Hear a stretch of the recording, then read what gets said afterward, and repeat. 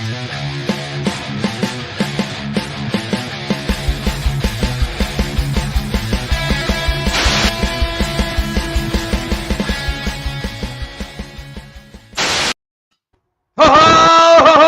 you fucking legends! Don't worry, I am bringing some heavy artillery to today. This is unbelievable, ladies and gentlemen. Welcome to the Ready Bang! This is some of the greatest arm wrestling live streams you will ever see. And of course, I reckon 90% of the time when I go live, I am bringing not only my tag team partner, not even my bromance, but I'm upgrading him to one of my best mates in the world. The man, the sexual tyrannosaurus that is Uncle Jon. Uncle Jon, welcome. Look, today is an interesting day. On one hand, I'm kind of happy I won't be hip thrusting for 2 hours. But on the other hand, today is a new day, ladies and gentlemen. So come and get it, because the next match is just around the corner, and I'm going to be just as ridiculous. It's a new day. Yes, it is.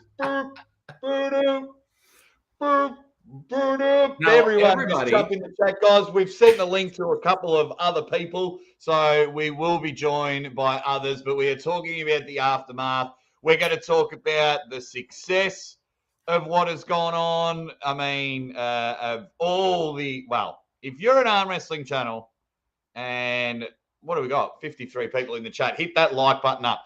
If you're an arm wrestling content creator, and we'll talk numbers a bit later on, just sit there and enjoy your success. But one question I have to ask, Uncle Jon, are we at the famous number yet? We are inching ever closer. So it was an interesting YouTube phenomenon, right? So I gained 2 weeks ago, 7,860 subscribers. And right now we're at 9,913. So we're about 87 away, right? And we had this huge influx during the pre-show before the match. And then I chose to just take the rest of the night off. I didn't put any aftermath. I did my next video today. And so as soon as I didn't put a video out, YouTube was like, oh, wait. And then I had a 50 subscriber swing over the last 12 hours of just kind of going up and down and up and down. Yes, mine did the same as well. So my numbers were, and Ryan's going to shit all over our numbers, and I'll introduce you in a minute, Big Dick. So mine went from 5,000. Shit all over your backdrop too. Either way. I went from 5,989 to 7,119. But at one stage, yes, I was jumping up 50. I was dropping 30. I was jumping up 50. I was dropping 30. So it'll be interesting to see. And we'll get to some numbers. And speaking of some numbers, just quietly, 18,000 with a T. 18,000 people. We were crushing it, Uncle Jon, with 2,300. Pre-show, during the show. This man here, love him or hate him. Clearly, I love him because he's one of my good mates and I have him on the show all the time with you, Uncle Jon. Had 18,000 people, an extra 4,500 subscribers. Ryan, it was crazy. Welcome, my man. Welcome. Thank you. Sorry for ruining the backdrop. That looks like we've got a Mike Tyson thing going on now. We don't know what that word is that's in the background. But anyway, it's good. Man. I'm piffed at you. I'm piffed. Yeah. I'm still. I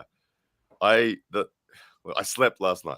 I've slept for the first time, but I think I did at least 56 hours awake straight from Friday morning through to Sunday night for this weekend. I was so amped about it, so buzzed. I was so keen to put in a good performance for the moment and the sport. Yeah, man, had an absolute blast, and the numbers shocked me.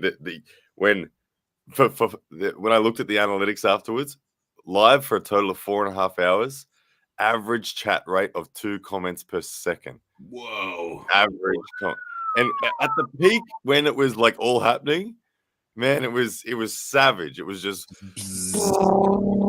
and I'm like, I was so panicked. I missed super chats because the super chats would scroll up. I need to work out how to get the super chats in. But I need to work out because honestly, sorry, I'm just losing my train of thought as Matt Connolly's coming in, guys. Matt Hey, Connolly well, while you get your train of thought, guys, I've got to say hi to a lot of the unfuckables in the chat. Who have we got? So that's what I've accidentally deemed our chat group. I've accidentally called them the unfuckables. I mean, we've got give us a ready bang. The chat is flying. Neil's pickup just quietly comes in with everyone's favorite hashtag. Boudreaux, he's woke up overhung with all kinds of thinks and thoughts. What else have we? Daniel Uric hates being hungover. King of the Table 4 was great. I have no regrets. All the purchasing, the pay-per-view, it went exactly opposite for what I'd hoped for, but I still enjoyed it. Who else is in the chat? Daniel Uric. Dan Joyce has come in with a ready bang. Master Shake says, has anyone else got post-King of the Table blues? Absolutely not. That's why we're doing this show. We are bleeding this thing dry. We're waking every single person up in the world to say, you want to come have a chat at King of the Table? Let's come and have a look. The Arm Wrestling fan. Let me catch up. Say hi to everyone. Says ready, bang. Spencer Doucette is in there. Jeremiah is in there. Alex McDonald says, ready, bang. Australia upset by the results yesterday, but on to the next. Nothing will keep Devon down. Maybe with a broken arm might stop him. Marcus Thompson in the chat. Daniel Uric says, everyone's in there. The Schmo, King Hoddle. G'day, you dead set legends. Right, I've got to scroll up. Everyone's in there saying, hey, dudes. Hey, ready? Fucking bang. Hey, so, mate, all the ready bangs are coming in. Thank you very much. Shell in arm wrestling. Do you have a sword?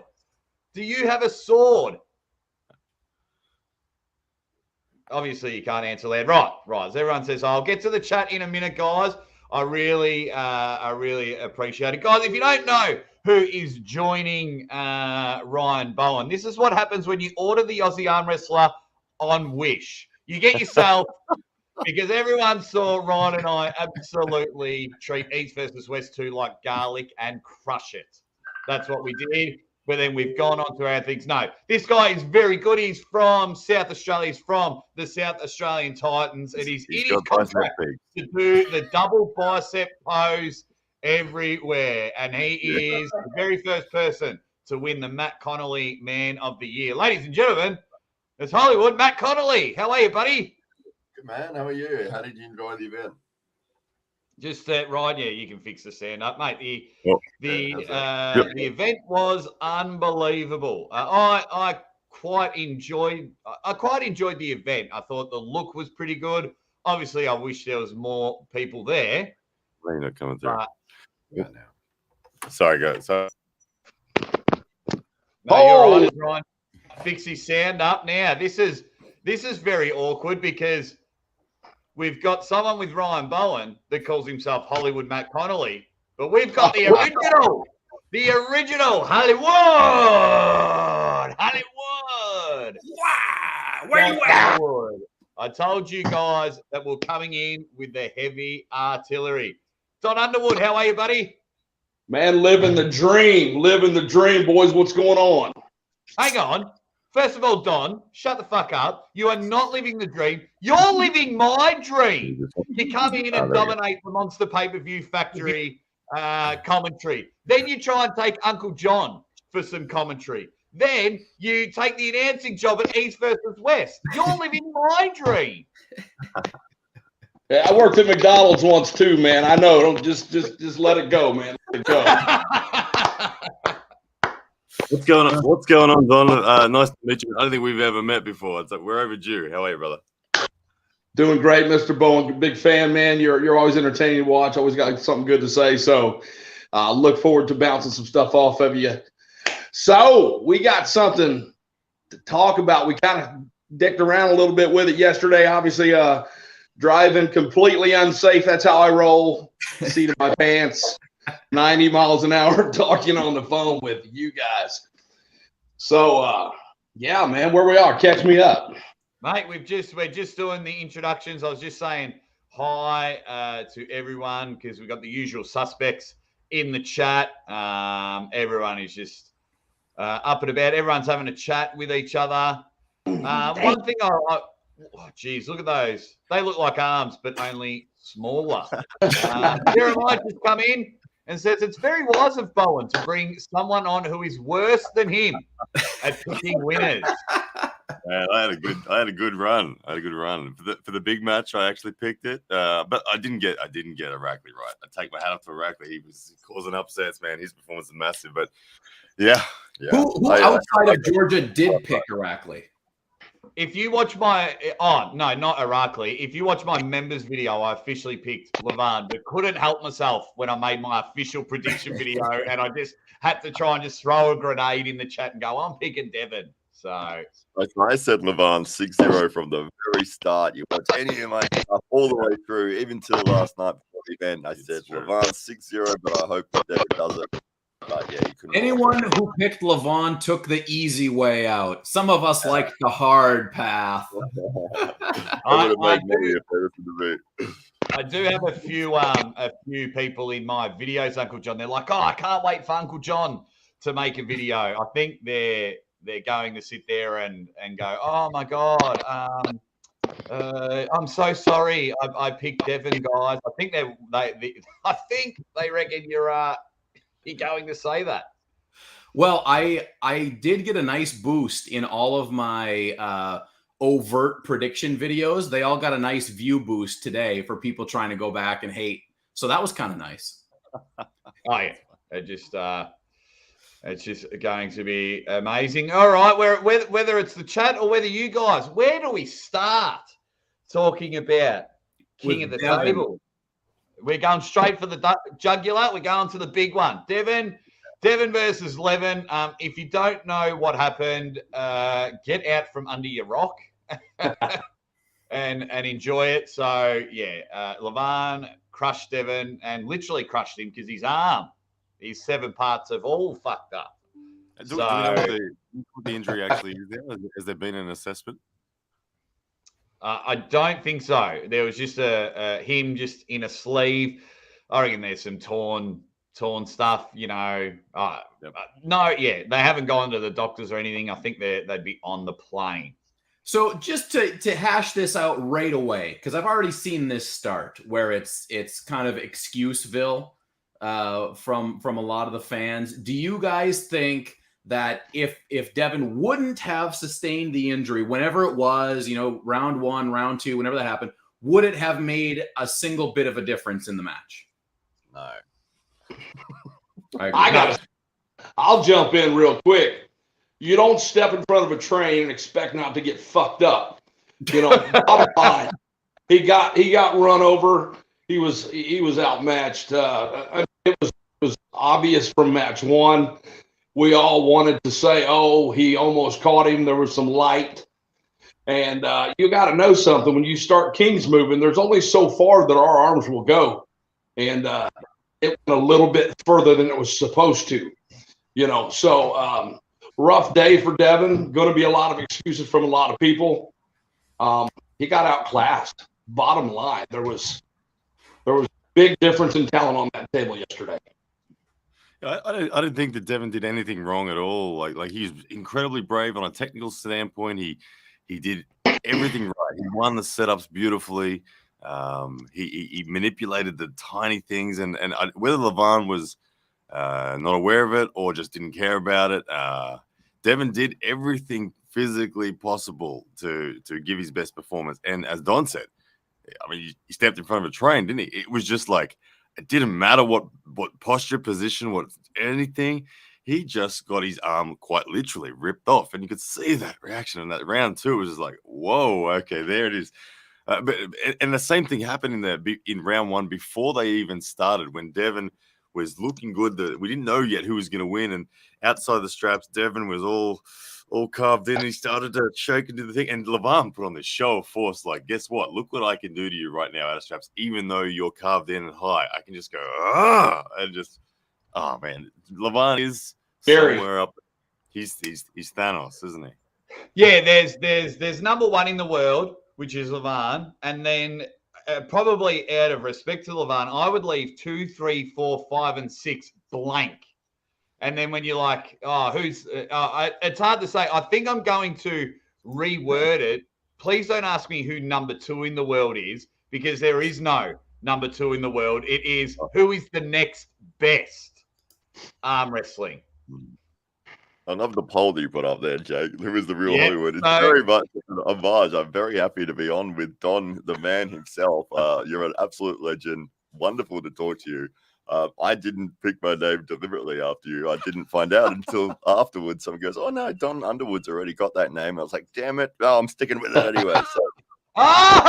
So he's just disrespected you, Donny boy. He goes, "Oh yeah, at one stage this bloke was the strongest arm wrestler on the planet. Yeah, cool. I'm gonna keep my nickname."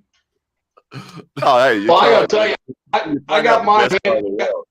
I got mine handed to me. I got my nickname handed to me by Denise Waddles, and I mean, arguably, I was the biggest clown there was, making the most noise, trying to get noticed, and then finally became a good arm wrestler and earned it. But how'd you get yours, Mr. Hollywood?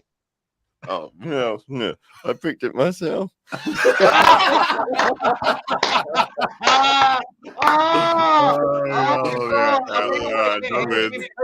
don't have one. Matt Connolly, pretend this is yellow. You've been yellow carded. You've been yellow carded. You cannot give yourself your own.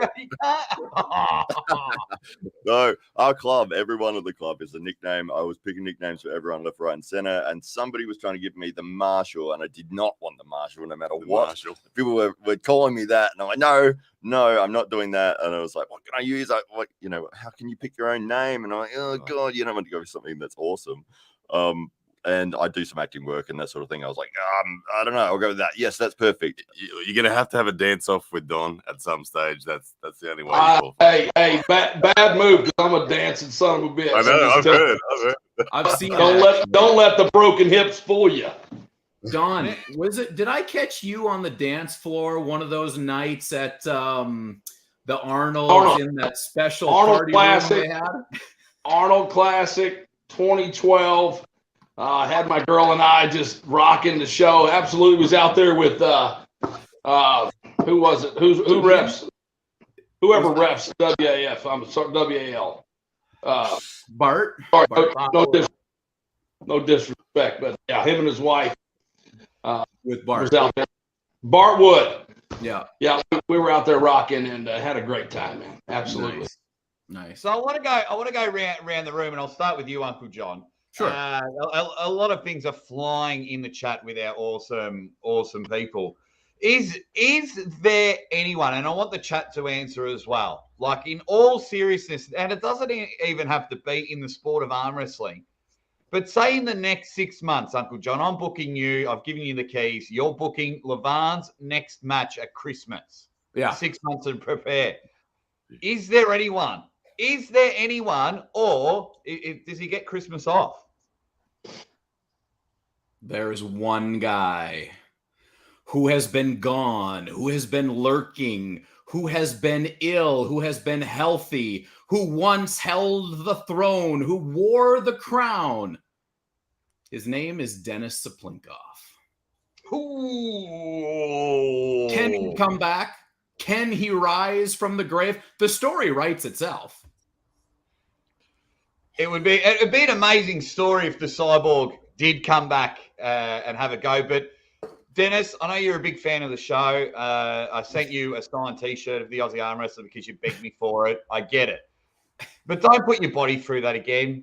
Your body crumbled underneath for a small chance of glory. Do not put your body through it. Donny boy, Don, who is and you can you can call yourself. You can be Levan's next challenge. But is there anyone? There's going to have to be. I mean, ultimately, we have to dig in deep. I don't think Christmas is enough time because, as you know as well as I do, preparing for that is just a different task altogether. I hear that Saban wants to do it. He's a year out. He's asking for a year, which, again, a year can change anybody's structure dramatically. I still believe that Michael Todd may be able to, because of his deformity and the way that he pulls, can slow him down. I really think that he's the one. He's done it with Dennis. He's done it with everybody else. And if you want to look how things are from the history standpoint, he's the one that's going to cause the most problems for that guy, especially because he top rolls specifically.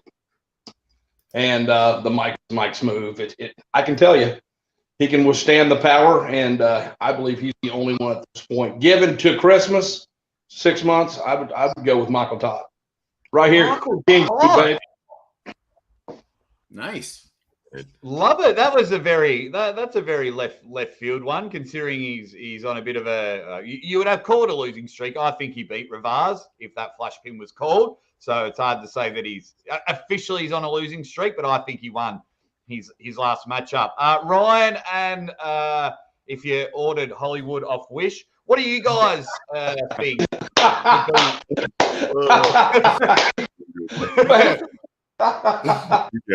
Yeah. Oh man, yeah. I'd love to see Dennis Sablinko come back. That'd be amazing. But I just don't think his body can handle it at this point. You know, I think he's had his day. He will always be one of the legends of the sport. In terms of Levan's next opponent, yeah, maybe the guy called him out today, but it's going to be hard. I mean, we were talking You about mentioned this. retire, didn't you? I did, yeah. But explain why. I thought it Yeah, was good. well, I just sort of, if you've cleaned out the entire division and there's such a massive gap between you and the next guy, it's sort of like, where do you go from here? And you could almost say, look, why don't you step away from the sport, do some other things, keep training, keep being as strong as you possibly can, keep trying to improve. But in a way, you're retired. So the other people, and you're sort of waiting for a contender to rise through the ranks, somebody who's really going to step up until you get to a point where the question gets asked, well, what would they be like against Levan? What would they be like? If only we could lure Levan back out of retirement and have this match. And that's where he could come back. But yeah, in terms of his future at the moment, I mean, he's crushing everybody 6-0. No one's close to his level. Where do you go from there? Yeah. As a promoter, it's difficult. There's no payday. There's no match that is going to be close. Like, mate, I feel like amongst the people in the pack at the moment, Hermes is probably the guy that's going to emerge from the pack as the next contender. But is he a Levan level contender? No, he's just not physically big enough. He's what are you waiting for? I'm waiting for you to say that you're going to take him on next and you can budge him Oh, off. yeah, I see that comment continuously that Ryan is the only hope for taking down Levan. The Brisbane 8, we could make something happen. But Hermes really, like Hermes, like when I think of, say, like someone like Alex Kadecha, he's the first person that comes to mind that I say is physically of the size and shape that has the genetic potential to be a contender for Levan. But problem is he's so young in the sport compared to Levan. Levan's been in 15 years or something. He's come through the WAF ranks. He's a hardened, seasoned arm wrestler. He's also very technical. He's conditioned in all the right ways. Kadecha's still building that conditioning. He's still building it at the highest level. And I just don't think Levan's going to have the patience to wait around for Kadecha to become competitive. Hermes, however, on the other hand, Hermes has been arm wrestling longer than Levan. He's more experienced, even, you would say, than Levan in the high end of performance in lower weight classes. Won more titles than Levan. And what Hermes has that Levan doesn't has is snappiness. He has the pop of speed and that, but again, it's still futile. Yeah. It's like it's so. I think, I think if you're his manager, you've got to find something else for him to do for the next 3 to 5 years. Announce retirement, keep training quietly, and wait for some new champ to emerge, as Matt said, so that the big comeback story can be sold as something real. It's not like Levan to go quiet or anything, but the one thing I do like about Alex Kadecha is he's pinned someone bigger than Levan. He just pinned Corey West twice, So it'll go from there. Let me just knock over some super chats. Retro Ryster Gaming, he says, the only man that has a chance at 11 is Ryan Blue Bowen. Look at that. Hands of steel, granite concrete. You heard it here first. And, of course, one of the biggest legends when it comes to arm wrestling support, and that is our man, the Money Slam, Marcus Thompson. Thank you so much, Marcus. It was very sad that because Marcus works around the clock and he wasn't being able to get heavily as involved as he loves to for the biggest match. He loves being in the chat with everyone. Thank you so much, Marcus Thompson, with your €100 super chat. And he says, Levan may as well sign up to Elon's SpaceX trip to Mars and seek out some alien monsters. The number one spot conversation is dead going forward for a long, long time. No chance Dennis will be back unless he's 100 times Lance Armstrong enhanced. Yeah, and he needs to get rid of both of his balls because the amount of garbage you would have to take in order to even get close to Levan is quite scary. But Marcus Thompson, can I throw something at you guys? Can I throw something out there? Absolutely. Let's say East versus West 4 comes around. We've got an interesting match versus Jerry Cataret and Gennady Kvikvinia.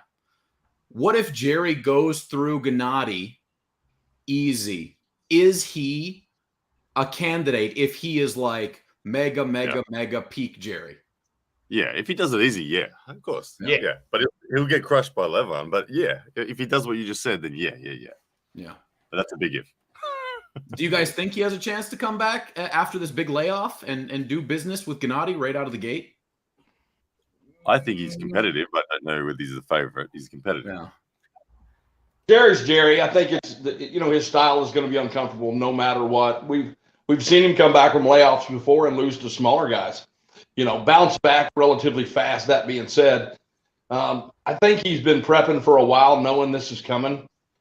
He looks really, really thick. If you look at his rear delts and some things that are, his strong points, they look the part. So he's definitely got that attitude, and he might be able to get in there. I still don't think that he's going to beat Gennady. I don't. I think Gennady's versatile and able to press and size. Everything that he can do is so impressive for a big guy. And I think he's going to run into trouble. But yes, if he does, I mean, why not? Hell, I mean, I think the best avenue, and I go back to what Ryan said, you need somebody shocking the fingers and the wrist, which we didn't see yesterday at all. We seen someone holding on and hoping not to get pulled across the table. I understand what he's trying to do there, but if you go back and look at Angerbayev, the way that he snapped back and was able to get control of the wrist enough to make it uncomfortable for Levan to pin him. And granted, it's been a while, but that's what it's going to take. So jumping over to Hermes, I think you're right. I think you're 100% on point. Somebody with something like my old tools to be able to light him up and get him out of position is what it's going to take. You can't take slow and methodical with that power. Don't tease us, John. Don't tease us with this thought of you coming back and getting back to Levan. I'm just going to tell you, I'm going to be a different arm wrestler soon. I'm very strong, and I have to have hip replacement surgeries. Both hips are going, and shoulder replacement on my left shoulder. So those are the reasons that I'm kind of in the position that I am right now. I'm not able to use my entire body. I feel like I'm in these matches, losing to these top guys. I had Wayne Withers bound up real good before my lungs stopped working. I forgot my inhaler. Shame on me.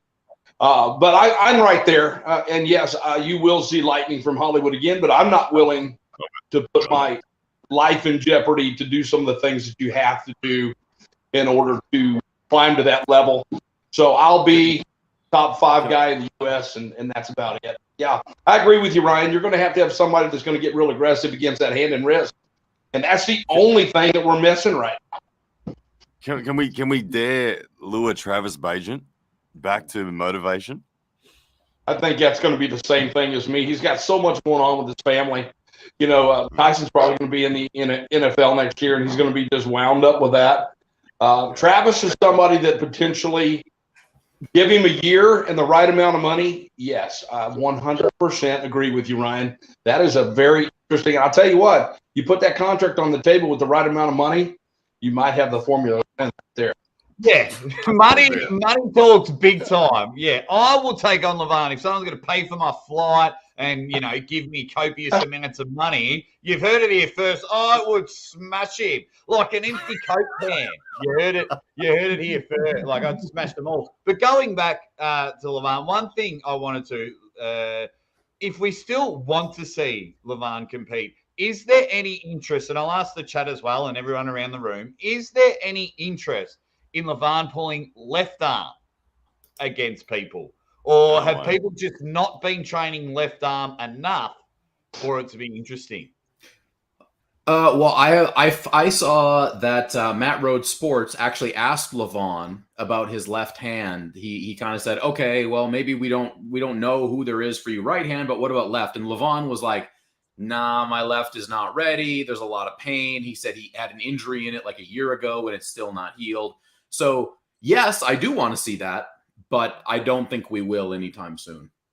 I think I'm going to call that bullshit to Levant. He's just scared because his image will get crushed when the Aussie ArmWrestler gets him on the left arm, because this is the most sought-after trophy ever. Levant is running scared. I do get it. It's a fascinating situation. I saw, Jake, you put up before in a comment, someone said a 300-pound Toddzilla.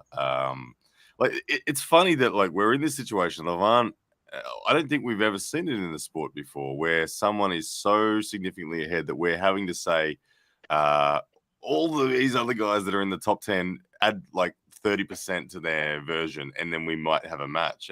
And look, yeah, a 300-pound Toddzilla would be a fascinating match, but it's just it's not possible. It's never going to happen. Yeah.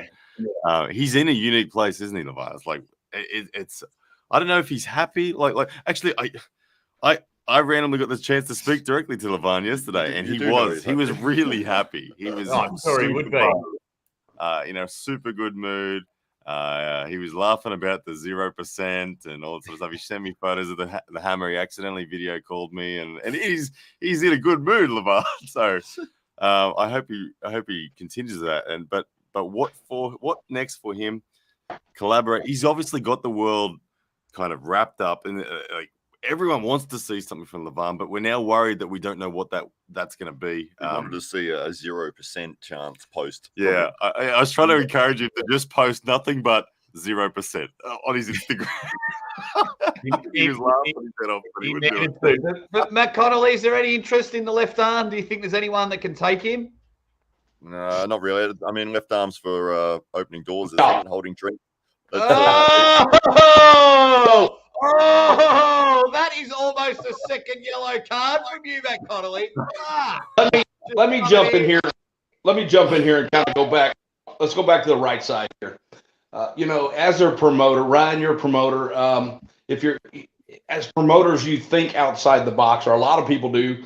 Somebody are just specific to this great sport of one-on-one competition, and they want it to be as genuine as possible. Me, as a pro wrestler, Jake can understand this. Stepping back and looking what's going to be entertaining. And yesterday, there was no entertainment value in my opinion. It could have been, but I don't know. The referee, maybe it's the rule set or whatever. That being said, let's talk about things that could happen and things that I would do as a promoter with the right opportunities and sponsors in place. Levant is, and let's say it, almost like one of those freak show circus acts from back in the 20s. So why not come one, come all, and let's make something worth watching and getting what you said, second, third, fourth, and fifth, or even beyond, and put this thing through the challenge and make him out to be what he is, and something that you could with a proper production team, you could make a definite show out of that. You could say Levant versus the 50 best arm wrestlers on earth. And put a real prize to it. I think you call Guinness. I think you make this a legitimate opportunity. John Brzezinski has done the 100-man challenge and made Guinness a multiple class. I think he has an opportunity here to run above and beyond, something that's never been seen before. And again, this is something that could be extremely popular worldwide. Get out there and show this guy off as what he is, and that is just an elite human being, not an athlete, not a man, but this guy stands in a class of his own in every category. Yeah, that's the thing. If you're the best in the world, I'll go, Matt. Sorry. Yeah, I'm saying if you're the best in the world at something, it's like if you don't have a super match lined up, you don't have your next challenge. It's like you can use that popularity, that position to, I can see him going around Europe, doing all sorts of appearances, doing all sorts of challenges. He has a celebrity that he could use to continue himself on, promote the sport. It's not that he has to sit back and just wait for an opponent to rise through the ranks to become, the next contender. You still have that. You're the number one. You're the best arm wrestler in the world. Go and use it. You don't have to sit there just looking for that next match. It's like go anywhere. You've got all these different things, these opportunities, ideas that TV shows, all sorts of things that could potentially keep you in the limelight and keep your career going. Yeah, it'll be interesting. But a question for the chat. I'll start with you, Uncle John. Can Devin still beat the big boys, excluding Levin? Yeah, I mean, he's in there, I think. I mean, Levon has made every single person he's ever arm wrestled look terrible. So it's really hard to say, where is Devin right now? I don't think he's number 2, but I think he's in there. I'd like to see him, mix it up with a lot of those guys that are, anywhere from 2 to 9, and just to kind of try to figure it out, try to see where it is.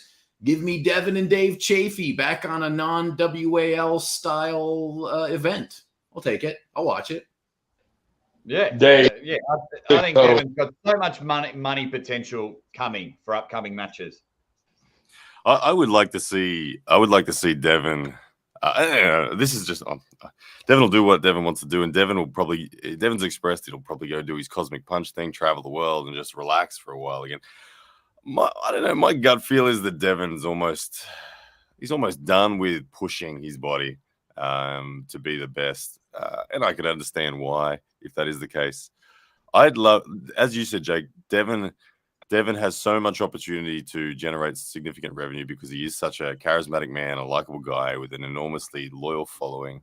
I think I'd like to see him step up his production, use some of the revenue he creates to go away from just the potato phone version of Devin. Give me Devin when he's got someone who can edit well, and go and do some really cool shit. Go and I don't know, go and collab with Hermes. It's not an official match. It's a I'm gonna go and fuck with Hermes. He doesn't know I'm turning up. I'm literally gonna go and knock on his door and put $500 in his face and say, look, right now, boy, let's go. Like, give me that sort of shit. I don't know. I want Devin to become the next level of entertainer. No, I think Ryan.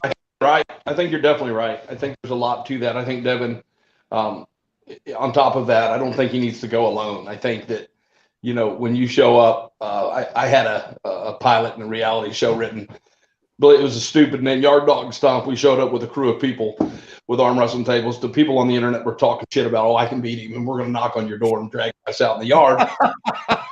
By the way, if you want a fist fight, we can do that too, but maybe take it a little too far. I'm kind of a knucklehead, but I think he has an opportunity, 100%. But I think he drags an entourage. I think you have every week, you have a different, or every 2 weeks, or once a month, you have that East versus West, or that king of the table, all over the world, or just in the middle of somebody's yard where their team's running their mouths. And 100%, there's so much to take from this. Levon should be pulling once a month. Anybody, any taker. I don't think it should be set up on this big. I think that there's money to be made following and doing this thing full time. He don't need the break. Yeah. Well, yeah, Levon's got 80-odd thousand YouTube followers from 10 videos that he's released. So look, there's demand for that dude. Yeah, and yeah, he just keep rolling and flowing. It's like some of the best videos. I mean, you look at Alex Top Roll stuff, and his best videos, most popular stuff, is just him and his brother in like New York City, and it's and just arm wrestling If you beat me, you get $100. And there's millions of views on that. People love seeing that sort of thing. It's like, this guy's an incredibly strong person. He has the abilities, number one in the world. It's like, you don't just have to restrict yourself to just super matches. You have the ability to go out, do challenge things, this thing, turn up here. You guys, there's so many different things and options that you have that you don't need to restrict yourself to just looking at, okay, where's my next opponent? Yeah. I go, Ryan. I was going to say, I would love to see Levan, if I'm just randomly picking Ryan's favorite collab ideas for Levan, I'd like to see Levan go and literally spend some time with Todd Hutchins and giggle at Todd Hutchins and work, train with him. And just I can imagine the banter between those two gentlemen would be hilariously fun to watch watch Levan, watch Todd do something and then just giggle at it and show him how he could just do so much more. I think it'd be great. I don't know. I would love to see Levan collaborate with Joey Chestnut. Now, does everyone in the room know who Joey Chestnut is? Don does. Yeah. He's laughing. Joey Chestnut is the world champion eating person. He wins the Nathan's hot dog eating contest. He's got multiple world records. I would love to see Joey Chestnut and Levan go at it in an eating contest. I'd like to see Levin eat Joey Chestnut. Let's take it all the way if we're going to take it there. Yeah, he's going to eat Joey Chestnut and shit out number 2 in the world. Phil Woody UK, thank you very much for your super chat. He comes in, he goes, looking forward to meeting OG Hollywood in 2 weeks. Phil Woody will be at East versus West. Yeah. This guy. I can't believe you had to clarify that, Don. It is. It's all going well. And the chat's going well. We've got 200 people in the chat. If you can give us a like and share with everybody, because we've got 5 superstars here in the chat, hanging and banging about the aftermath of King of the Table and a lot of what's next questions that we're going through. Is it a worrying sign, Uncle Jon? Is it a worrying sign that we had 3 matches and 3 injuries? I mean, it's a bummer. It's a bummer for sure. You don't know how bad is the injury. How much did it actually affect the outcome of the matches? I think I'm interjecting. Oh, I am interjecting. 2 injuries, just so you know. I have the update on Corey. No injury. Felt something off. Has John. Wanted to make sure he was primed and ready. No injury with Corey West. Just preventative. I get it and understand it, but Corey West is thumbs up and ready to go. Nice. Perfect. Well, I thought, Corey probably knew at that point that there wasn't much point going forward, after 3. If he did suspect that there was injury, there's no point in aggravating that, because that match was won and lost in round 1. And it was an amazing round 1, I thought. And it was so close. And I think that match could have gone very differently if there would have been no elbow foul and he would have gotten that first pin. I think the match could have been way different. Yeah. Got to let these pullers get in there and finish. We want to see a pin. There's too much interjection. I know there's rules and that's great, but let's back up a little bit and consider the people that are spending the money and they want to see arm wrestling. They don't want to see a guy in stripes talking shit and making opinions about things that don't fucking matter. And I can't say it enough. Rules are, listen, get something that's going to make the fans happy. That's how you continue to be successful. Nobody wants to see that. I've heard too much feedback. All these people, especially the guys that are getting ready to step in and spend a lot of money with Tim Talmadge and Michael Todd and these guys that are watching this for the first time, they literally go, I mean, this is what are we seeing here? This is not what we expect. Get in front of that camera, talk shit, make some fucking noise, and get some real violent arm wrestling and keep those guys out of the way. Yes, if you got a significant elbow foul, let's get involved. But let's have the arm wrestlers. Let's fine them. All right, we're not going to foul them out. We're going to fine them. We're going to take it out of their purse. All right, you got $1,000, $5,000, $10,000. Every time you elbow foul, you're paying for it, clown. But you're going to have a winner every single time. Let's get this shit out of the way. If we need to get new promoters and new formats, I'm available because I'm going to tell you something right now. I want to see arm wrestling. I want to see the most violent version of it. And we're not seeing it to this. Yeah, I love it. I I love love it. it. Yeah, that's I'll exactly what find we're it. going to say. You're preaching to the choir here, man. I asked the 18,000 people in the chat that we had on the live. We did a poll, and 20% of them, Don, were brand new first time watchers of the sport. And Brand probably new. last. Let's be honest with you. If they watched that, if Corey and Kadecha match was the one they watched, they're going, I might So, go, 15 yeah, minutes I for might the first round. go do something else. I don't know. Corey West, 100% is in that match every time. We'll put it together again, different format, and you got a different winner. Both guys very talented, but yeah, I mean, Brian, you're right, and it's a shame. But like I said, at some point in time, see, we have control, and this is what we're forgetting. We hire the referees, these promoters. It's not what the referees want.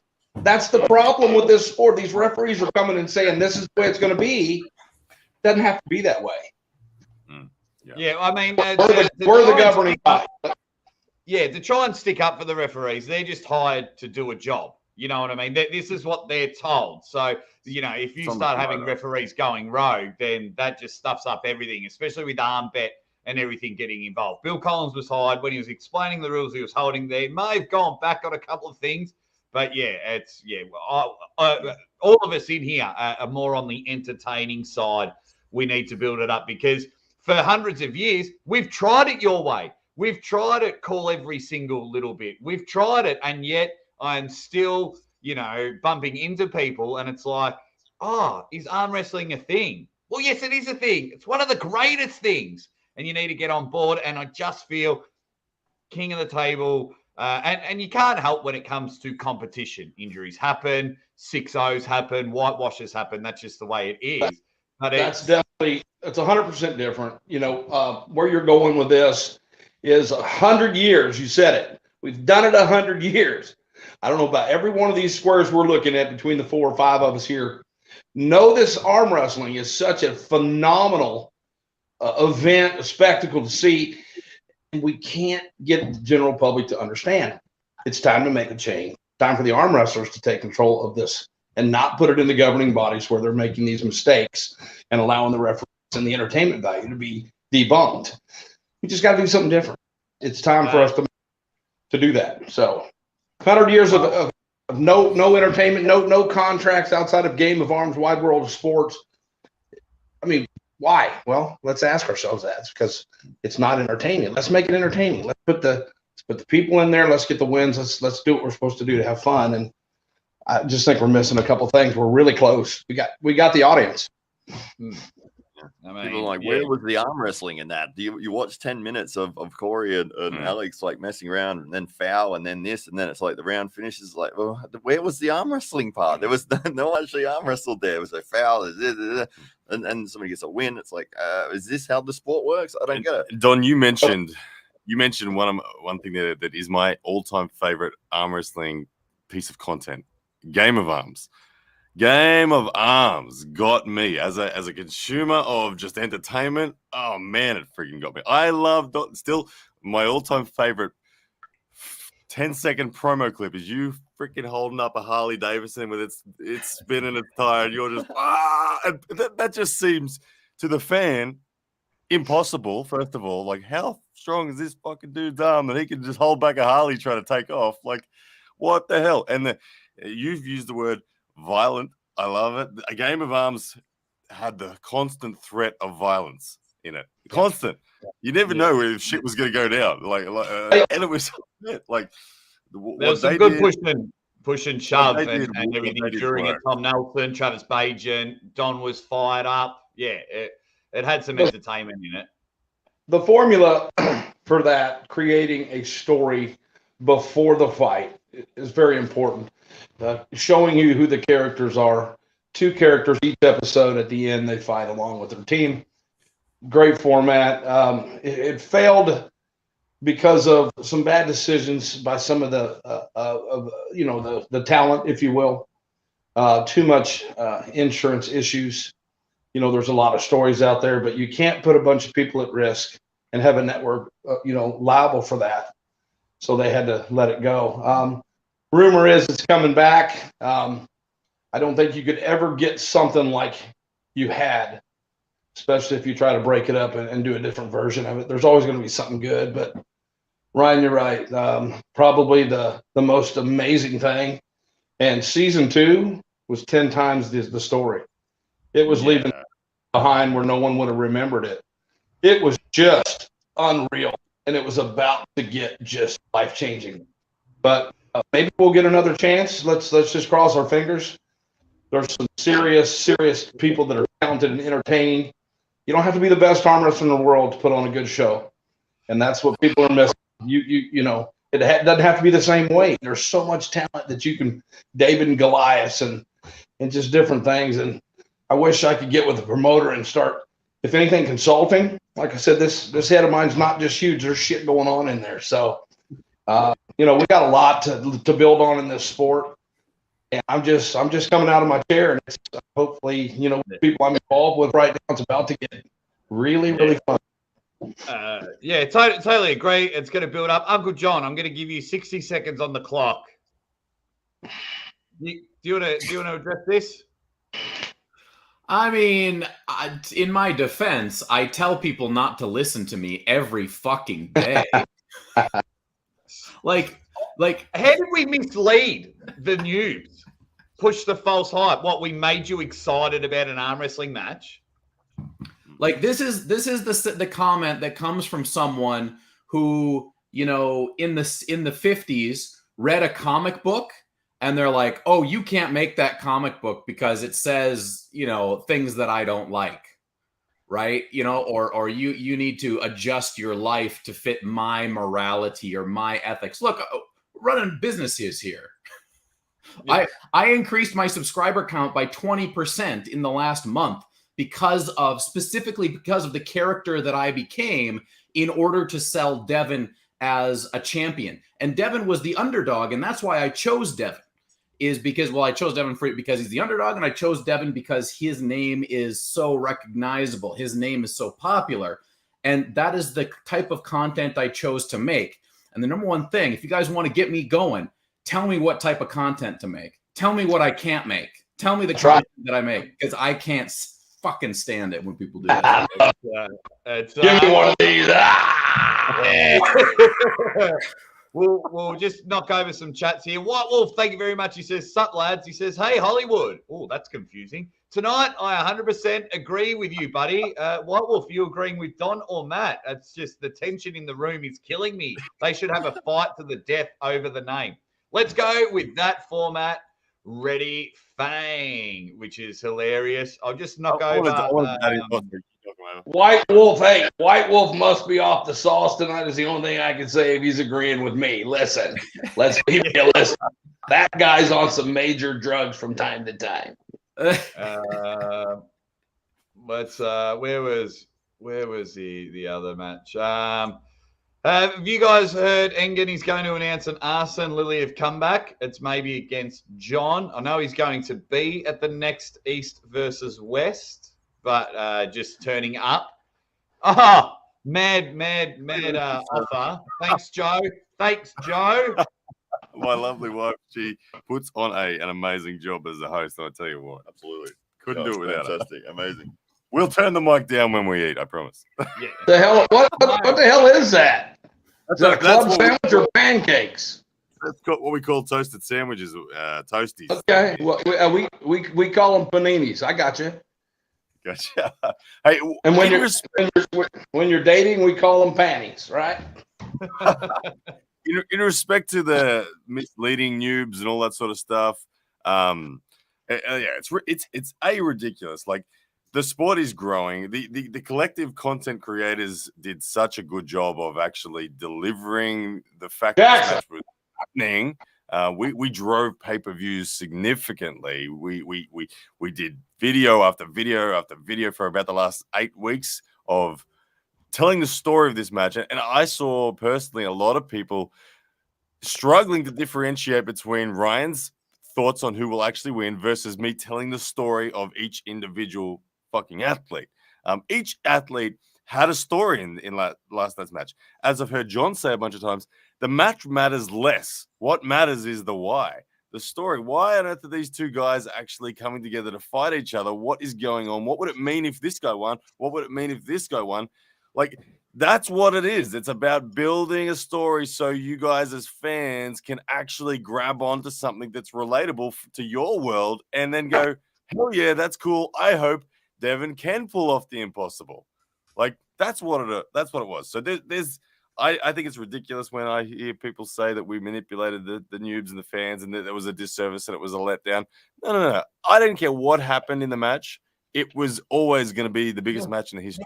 It was always going to be the biggest match. What did we do? Did we mislead you to spend thousands of dollars on ArmBet? I don't get it. Or I literally told people I would not bet any money. People would ask me, how much should I bet? And I would said, look, I bet like $50 on Devin to get one win. That's as much as I am willing to lose. Don't do it. Yeah. Hey, here's some advice. If you don't have the money to bet, don't do it. It's that exactly what it is. It's a bet. Okay, do your research.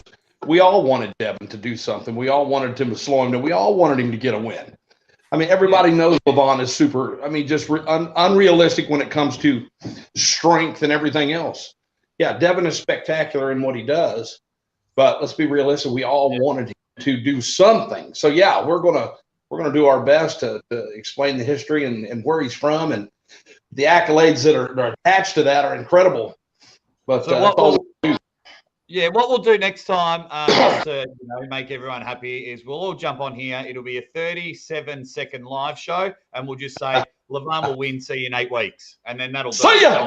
Yeah, and then that'll do. It's like, come on now. Matt Cotterley, we've got a super chat here from Elliot Berry, and he says, we needed East versus West hosted in the West. Is it possible? And what would it take? Yeah, absolutely. Definitely. These big events that they're putting on, the East versus West is working because you've got the patriotism side of it. You've got the people that are in the European side versus the North American. I mean, essentially, that's what you're looking at. That's the reason. This is what we were talking about before. Why do I want to watch this? Like, why do I care? Why should I care about this matchup? Oh, well, this guy's from your part of the world, and this guy's like seen as, I don't know, you could say, oh, he's the enemy. He's on the other side. There's the story. That's like, he's representing us. He's representing you. That's why you should care. And that's the idea of where they're going with that East versus West kind of thing. It's like, it's patriotism that's selling the product. Whereas what we were doing with Devin and Levon, it's like, you could say, okay, this is Devin, this is Levon. They're going for the number one in the world. But it's like, okay, well, that's sort of interesting. But where's the real storyline there? Like, why should I really care? This guy's a real underdog. The champion is unstoppable. He's never been beaten. He's like a man mountain. But the guy who's challenging him, he's got all this strategy and all this technique, and he's been a world warrior. And you're telling this story so that people actually give a shit when you go to put it in front of them and say, oh, well, that's interesting. I want to see it. Why should I care? I want to see that match because of this reason. So when you're looking at East versus West, that's the product they're selling. It's patriotism. He's representing your part of the world. He's representing the other part. That's the enemy. Oh, okay. Well, that's why I want to see. I want to go for my home team. But if you don't have that element, you could have the best guys in the world. No one cares. Like, I don't know who they are. So why do I care about this match? Where you can have people that you've never heard of. But if you tell the story really well, people in like local club, and just tell the story about this, he's furious at him because he cheated on his girlfriend or something. And it's like, you put these two people in front, you've got a story, you've got drama. It's like, oh, I want to see this, regardless of their skill level. It doesn't matter. Yeah. You're 100% right. Back to Game of Arms. That's exactly. You had a bunch of nobodies in the general population pop up that had 750,000 on average. That show opened up 900,000 viewers. All right, then it trickled into the millions, and the best episode was number 9, Travis and I, at mid 900,000 viewers. So first of all, anything's possible. One, and these are things that we're talking about. Tim Talmadge and Arm Sports Entertainment are doing exactly that. They're trying to get it over here. They've got the pieces in place, the sponsors lined up, and that's what it takes. It's money. Somebody to believe in us. And Mr. Hollywood, you're exactly right. You have to create something, a storyline. You have to have something people can get involved in. They're going to have passion. They're going to pick their favorites and they're going to follow them, but it takes money. It takes production. And we thought we had that with Steve, NWAL. And just went a different direction. So if Game of Arms, and the rumor is that it's going to be back streaming, I don't know. You guys may know more than I if you're involved, and I know there's a gag order on it, great, but it would be interesting to see what would happen if it did. But that's what it's going to take, is the right promoters and the money and someone to believe in us. So, and we're getting there. I just wanted to quickly address this. It says, did Sports thank any of you guys, Uncle John, Ryan, and Jake? For me, I want to thank Core Sports because they put on the match. They forked out the money to get the athletes there to Dubai so I could make the content. So for me, I'm not really after the thanks from Core Sports. I'm just more thank you, Core Sports, for putting it on. Let's work together in the future. Gary Gwynn says, Bowen, you didn't even get respect from Devon for all your efforts. Oh, he's coming in hard.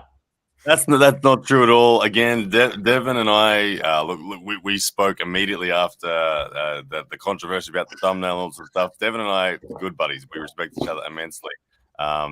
It's the emotions run high at matches and all sort of stuff. Intensity happens. There's zero hard feelings between Devon and myself. Not anything of that at all.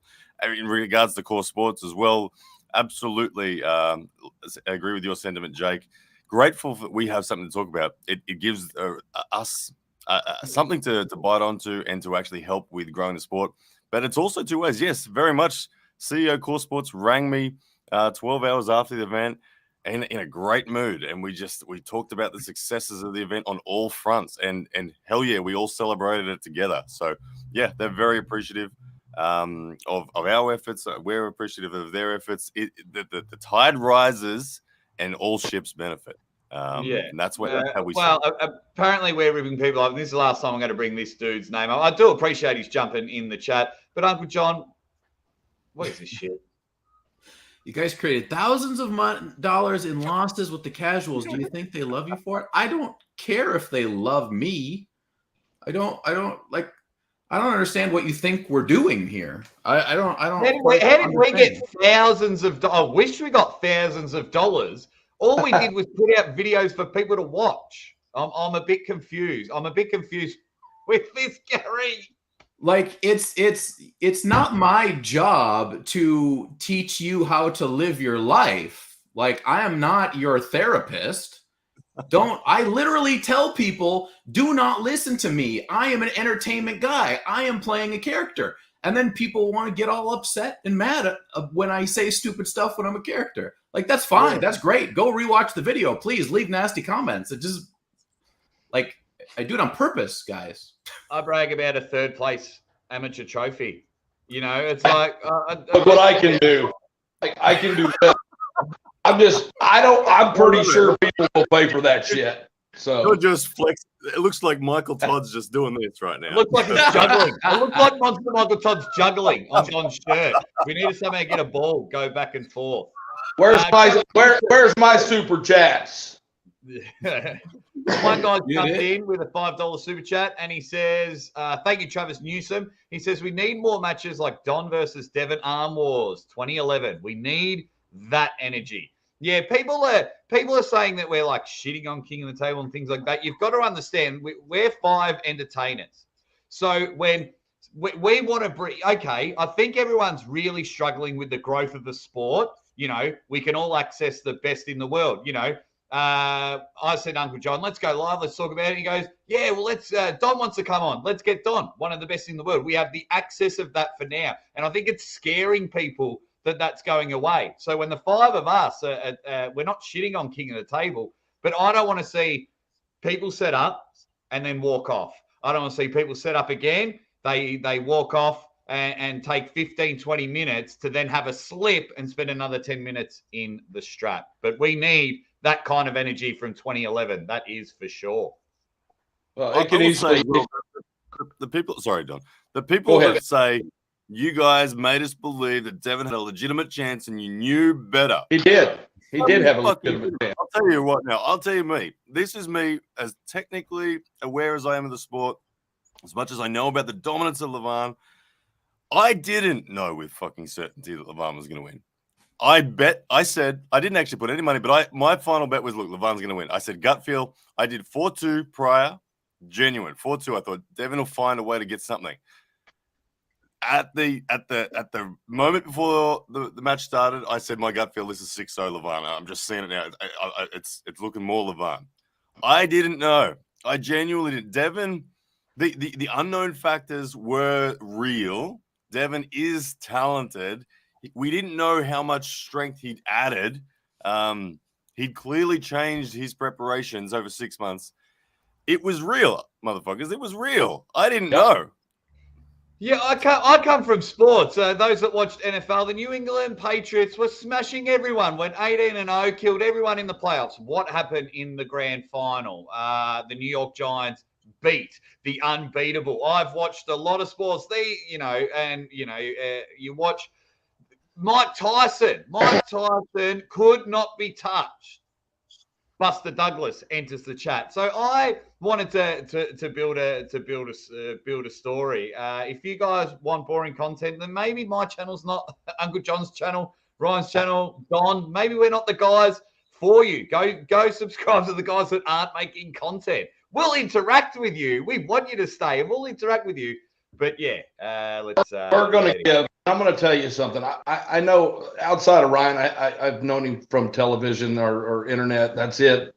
Jake, we've talked and spent some time together. I know John. We've spent time together, and I know each and every one of these people on here are 100% genuine, 100% fans of arm wrestling, and we all believe that at any given day somebody can do amazing things. Look what I've done. I've beaten the #1 guy. I'm the biggest underdog in the world that's come through and made the biggest noise on biggest stages. No one would have bet on me. No one. That's exactly that. You have to make a decision. Do your work. Devin Larratt is the the best of all time. What's up, man? All time. So, I mean, when it comes down to it, guys, don't blame somebody else for you not doing the research and the work. But Devin Larratt had a chance, 100%, to shock the world. Yeah, he had a chance. It might have been the tiniest chance, but Levan could have got crook. Levan could have not got out of first gear. You just never know. Levan crushed him, and so be it. But it's like everyone just needs to settle down. Wild Willie T's arm wrestling and strongman rants. He says he took 24 hours to just kicking the table. Levan is unbeatable at the moment by anyone. Devin fought 4 rounds with a torn bicep. Legend. Only one arm wrestler in the world has a chance. Invite me on. Willie, if you're free in 48 hours, we can do a live show together. Let me know. Get on WhatsApp or message me or something, Wild Willie. In 48 hours, come and do a live show with me. One thing about Devin that you have to admire is exactly that. He got injured round 2. He did not take one backward step. He knew that there was so much on the line here. Like, there was a responsibility to the fans. There was a responsibility to Levan, and he was not going to let anyone down in that room. And he didn't show fear, didn't show anything. He put his frame on the line against the guy. Like, he could have stopped. You could see it at 4-0 down. The adrenaline dump was happening in Devin. He was defeated. It was over. But for instance, Levan has a legacy of 6-0ing everyone. Devin knows that, and he's like, I'm not going to damage Levan's legacy by having a 4-0. I'm gonna keep fighting. So, like, I just random side note, I think Devin is fucking awesome for doing that. Yeah. He is good. White Wolf has jumped in and he says, here's $5 for Don. He can bounce his rear tits like Neil Pickup. Alrighty. What else is happening? Savage Arm Wrestling. Yeah, he goes, I feel for the sport should be split between a purist league and an entertainment league. I mean, we can all work together. Entertainment league will win by a mile. Yeah. I just think we need to. It already is. It's called WAF. Go and look at the highlights reel of WAF for me. Find it. Send me the promo reel for WAF. Yeah. Guys, I'm gonna rewind back a little bit. You know, I keep hearing these unbeatable people saying in the chats, he's unbeatable. No, it's just not the case. If you're talking about giving somebody 6 months, Devin was the only one that had 6, 7, 8 months to do that. Okay, let's pull back a little bit and give Gennady. Let's give some of these top 5 or even top 10 guys or top 15 6 months. Mhm. And guys, these guys aren't that far away. They're a lot closer than people give them credit for. And in the right stage and the right opportunity, 6 months is a long time. Levon's going to continue because habits become easy and he's cruising. So trust me, when somebody has the desire in 6 months that isn't that far away, I think, you can see something real big, real fast. So you can, watch what you wish for, because it could come down. 6 months, a long time. Yeah. It's go, Uncle John. What do you guys think about the new pace? Well, I don't know if it's new or not, but the current pace of super high level matches where, the guys on the very top might only take 1 match a year or 2 matches a year. Is that ridiculous? Because then we're getting into like boxing numbers, right? Where, the title's defended hardly ever, blah, blah, blah. Do we need these guys competing more often and not worrying about being God? Well, I think if it's all done properly, they can compete 1 or 2 times a year if everyone is keeping an eye on everyone else. For example, if 3 times a year we have East versus West, we have 3 King of the Tables, 2 Monster Factories, 2 Arm Wars, that is something almost every month of the year.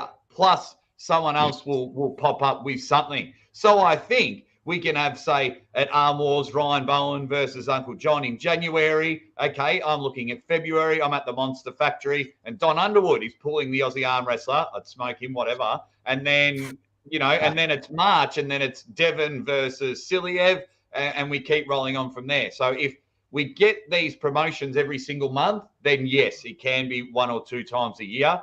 But the athletes are going to choose what's best for them, unfortunately. If it was up to me, it'd be a fucking weekly competition. Devon and Levin would be pulling next week if it were up to me. Yeah, injury management is a massive thing at the highest level. That is really what drives it. People. I do think people take too much pride in their performance of saying, I have to be ready. I looked at John Brzenk as the example of that. Look, he's fearless on that front. He became the GOAT because he pulled every few weeks, legitimately. He remains the GOAT because he came out of retirement and has had I don't know. How many does anyone know? Is it eight or nine super matches in 6 months or something like that? Mm-hmm. He doesn't fear. He doesn't fear a result ever.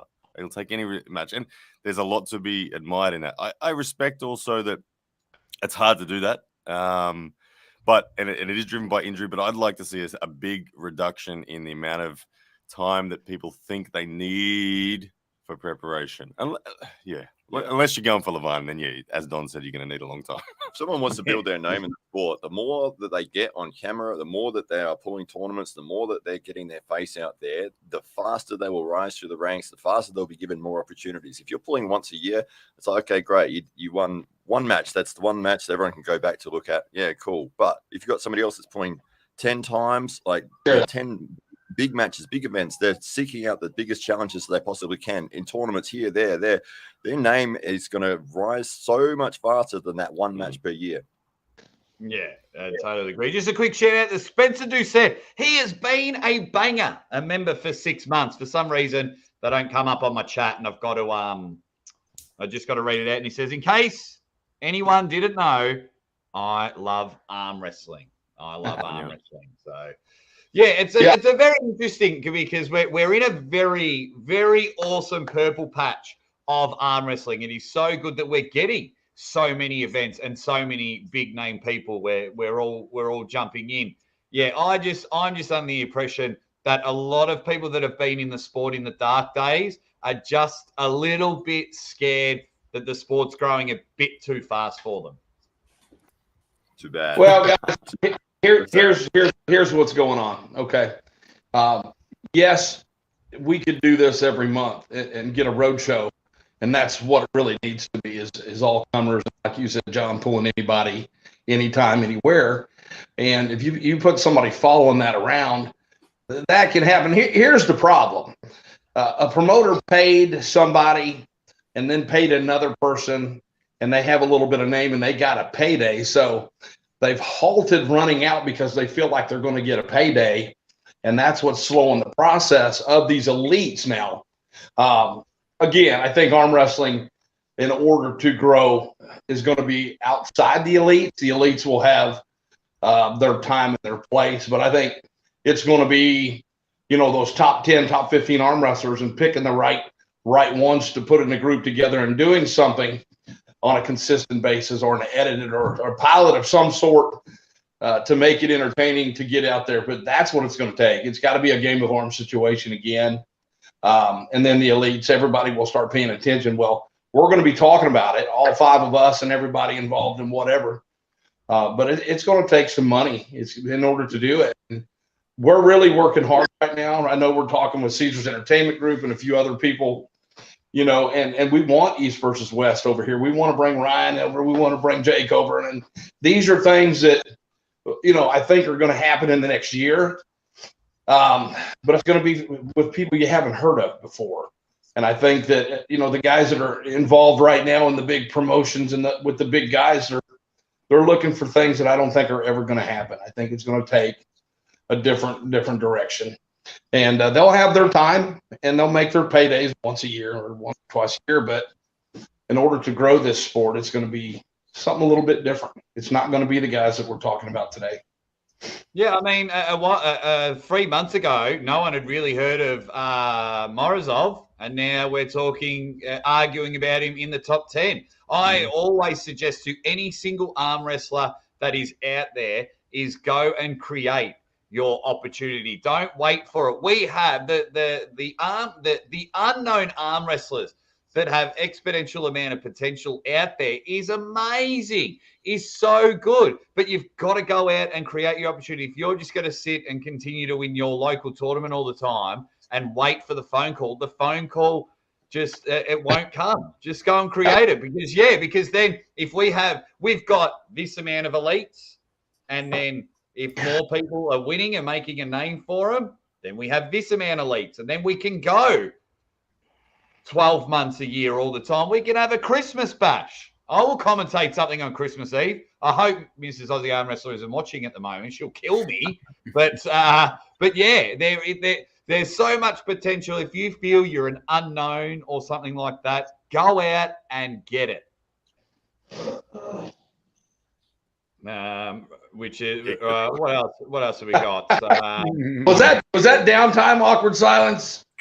No, I was just reading the chat. I had a good question from someone, but I have missed it out. So there was 4 other people that pulled a king of the table. Right. We just spoke about the one match. We briefly talked about Corey. I think someone mentioned Marcio once. We're literally an hour and 17, 37, 38, 39, and we're still on match 1.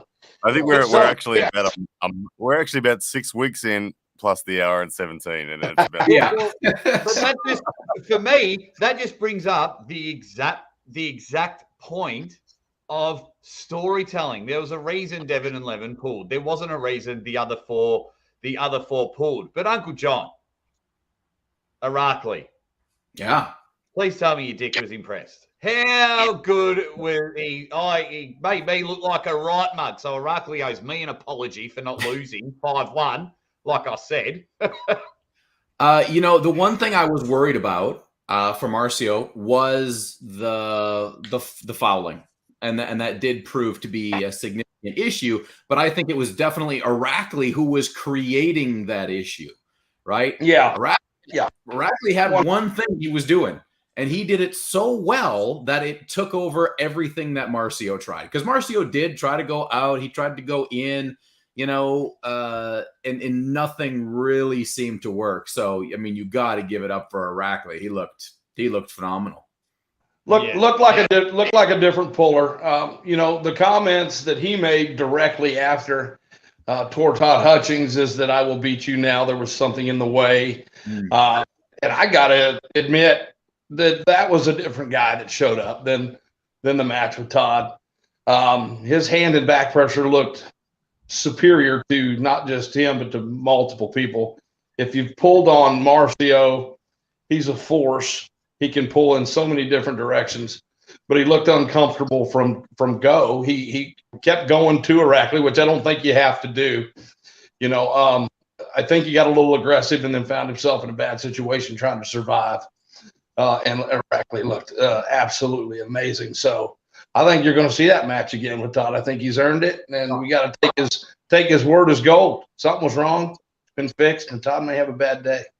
Well, what Irakli did is now, it made me interested in that rematch with Todd Hutchings and Matt Connolly. Besides Todd Hutchings, who would you be now that Irakli's bounced back? Who else do you want to see Irakli pull? I had actually picked against him in that match with Marcio. I thought Marcio was on an upward trajectory. I thought he was going really well, and he was going to be the favorite. I actually said before it was going to be 6-0. I was completely wrong, as we found out. But I was really surprised how that match played out, because it looked like Marcio was his worst enemy in a way, because so many of those starts, especially in that first round, it was the elbow foul. He was pushing, and he just the first elbow foul was quite significant. Second, not too bad. Third, it was smaller and smaller, but he basically was his own worst enemy, because it was like the match didn't really get to an arm wrestle. It was like foul, and then he'd be on 2 fouls going into the match, and it was like he was so worried about getting another foul and losing that way that he would get pinned, and then eventually, he got the injury, but. Yeah, I mean, it was a disappointing. Honestly, I was disappointed with that match, the way that it went. I really wanted to see some, let's just start and see who's the better arm wrestler. But it was frustrating that it ended the way it did. That would have been nice. That would have been nice to see. And looking forward, I think it's going to take the winner. And this is just my opinion, but I think Brzezinski Ongarbayev is going to be the next opportunity for Irakli, and I think that would be a really good decision. Those two are peak at this point. John driving back to the ceiling very fast, but I'd like to see that, Irakli versus the winner of that. I think that would be interesting. I'll be honest, when Irakli lost to Todd Hutchings, or go back even further, prior to the match with Todd Hutchings, for me at the time, there was a sort of a 4-horse race for the number 1 rank in the world at 110 kilos. It was John, it was Prudnik, it was Hutchins, and there was Irakli. When Hutchins did what he did, I thought, okay, well, Irakli's off the race now, and Ongarbayev's replaced him. Cool, okay, because it was going to be John and Irakli. It was. Yeah. His first was going to be John and Irakli. After Hutchins belted him, I think Engen had a quiet word to Irakli and just said, well, you gotta climb back up. Ongarbayev steps in, all good. But after that performance, yes, he is banged on that door very loudly, very quickly. He is back in that mix, and you can see all the reasons why. I don't think that. I think he has to go a roundabout way. I know he wants Todd Hutchins. I don't think he gets Todd Hutchins yet. Todd's they take a ticket. Todd's got Prudnik, of course. Brzezinski's got Ongarbayev. The winner of those 2 matches will face each other for what will essentially be the number 1 rank in the world at that weight. But Irakli, he's qualified as a number 1 contender once again, at least at that top 4 level once more. Yeah. So then, Uncle Jon, does Irakli get the loser of Todd Hutchings and Prudnik? Would you be interested in that, or is that John Brzezinski? Because John Brzezinski will pull the winner. So do you think Irakli or Ongarbayev get the I hate saying loser. They're not losers. The person that does it. No, the fucking person that lost the match. Are we? Hey, I'm stop using pronouns. We don't qualify for pronoun use around here. So. Yeah. Does they puller that unfortunately does not get a participation trophy for getting the most rounds pin allowed to pull? Winning challenge. I've lost me. Yeah. I've been triggered. I'm gonna super chat. I'm gonna super chat you to shut the fuck up right now. Yeah. I'll But yes, absolutely, yes. He should pull either Prudnik if he loses, Hutchins if he loses, or Ongarbayev if he loses, or John, whoever loses one of those 4 matches. Yeah. Aracli can probably be given the opportunity to choose who he wants out of the two guys that lose. It Yeah, only I like makes that. Yeah, that square is a strong one. It only makes sense. We all have issues. Give the chance to prove himself. If there was an issue, it'll be very clear that there was, and I think that's good. I think he needs to climb back through exactly like you're talking, Ryan. Yeah. Uncle John, where does Marcio Barbosa go from here? Well, I mean, number one, we got to figure out, what was the nature of the injury, how significant of it was it, does that mean that, Marcio is just that significant, that level below Aracli, or was the injury that damning? Obviously, when I talked to Marcio last week, he was like, look, I want to beat Aracli, and then I want a shot at Hutchings. So, wherever we put Aracli, Marcio probably has to go down. I'm not sure. I'd have to think a little bit about who the people are that might be monkeying around down there. We've said it a bunch of times tonight, today, whatever it is in your part of the world. Story. One thing one reason why I found it very difficult to talk about Marcio and Aracli in the lead up was there was no story going on. I want to see Marcio start to build his story again, to declare what his goals are, show us some pathways to it, and let's those that love Marcio and relate to Marcio will start to gravitate to his pursuit of getting to the number one rank at 110 or whatever. We just need to know clearly what he's after, what he's doing, and how he plans on getting there. Marcio is very loved in the arm wrestling world. He's a legend of the sport. What doesn't work is the random floating around. Don't know when they're going to pop up next. Who they're going to pull. It's kind of a meaningless match. Oh, it's cool to see him face that person, but why? Give us the freaking why, Marcio.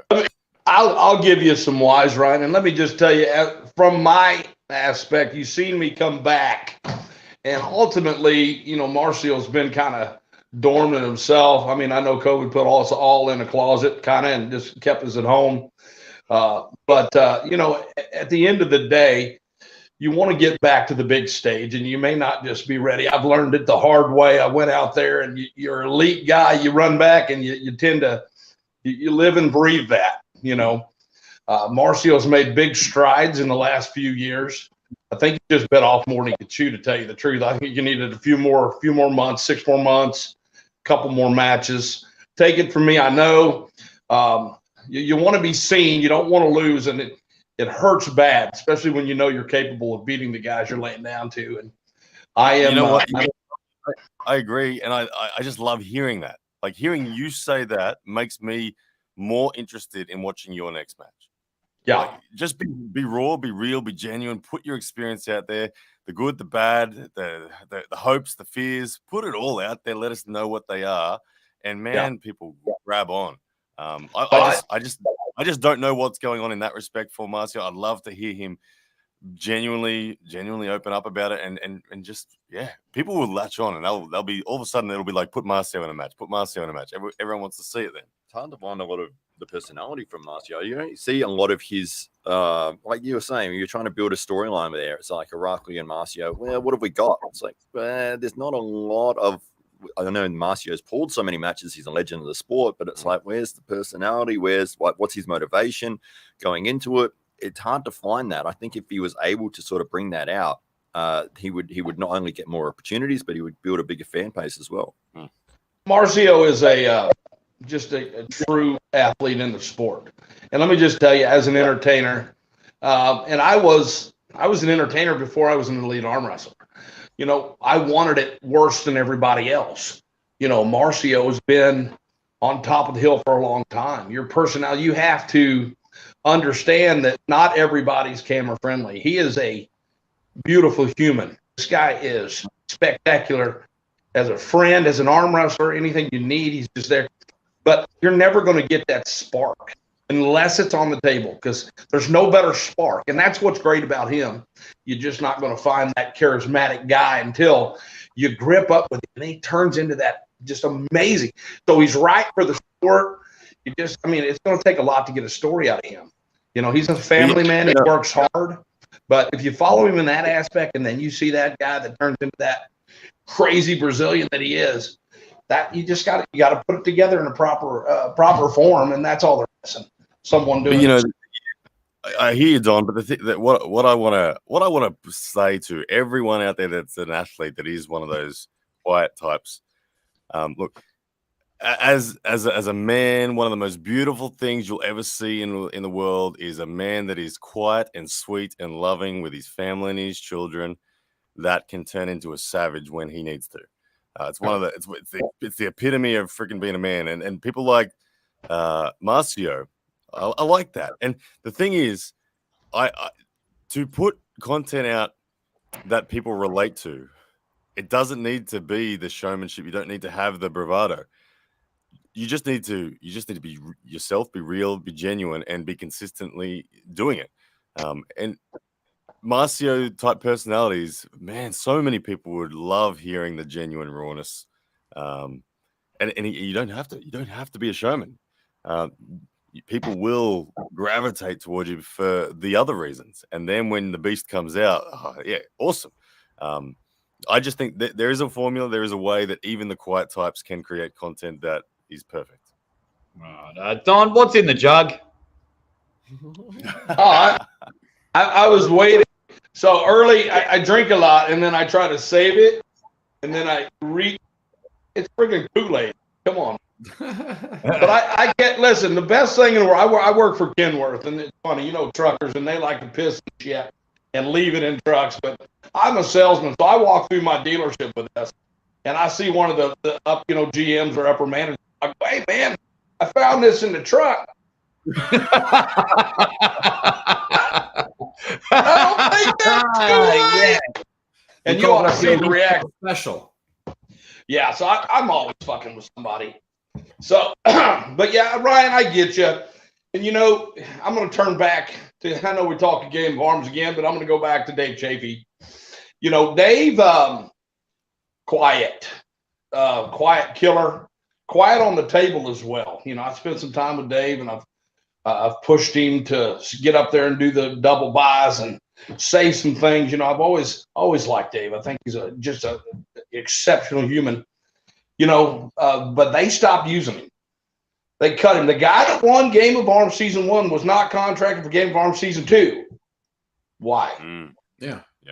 Just there's a time. I mean, yes, quiet's good because humble is so important. But Marcio turns the switch on, and he turns into a son of a bitch. He is not likable on the table from the other pullers. So that's what. Yeah. But Dave was just that way, straight line. So, yes, I agree with you. Quiet's okay, but have something to back it up. You can't be a ninja you can't be a ninja all the time. You've got to get up there and wreck shit. So, hey, I want to address a theme I've seen in the chat a little bit about people saying, "Oh, arm wrestling needs to be a tournament sport." No, let me be clear. It is. It's just that no one watches the tournaments. No, I don't want to be at a tournament. That's tough. There's long and one-on-one is where it's at. The IFA Nationals full tournament available from this weekend. It just happened. Did you hear about it? No, you did not. Yeah, only like the purists will know. Yeah, I think for me, and I could be wrong because I'm fucking wrong a couple of times a year. But I do not see elite arm wrestlers promoting tournaments. I feel if you are lower down the rankings order, you want tournaments promoted because it gives you subconsciously an opportunity for everyone to watch you. Because 9 hours of watching a tournament, I mean, the first 10 to 15 matches of every weight category is the top star crushing someone's first match. And then it's like, okay, and then we've got to do all, go through all that. And it's not till the semifinals, the final 6 to go, where that part of the tournament really gets interesting. And then by then, someone's usually knackered in the final anyway. Here's one thing. If you're a 55 kilo human out there in the world. You're confident in your arm wrestling ability. You're a badass, and you're in a part of the world where all that's really accessible to you is WAF tournaments or something similar. No one's watching, no one cares. Get on YouTube and say, watch this space, people. I don't care that none of you watch WAF. You're going to freaking watch it when I'm on, because trust me, I'm going to go through and tear through these people. Trust me, you are going to know my name in 2 years' time.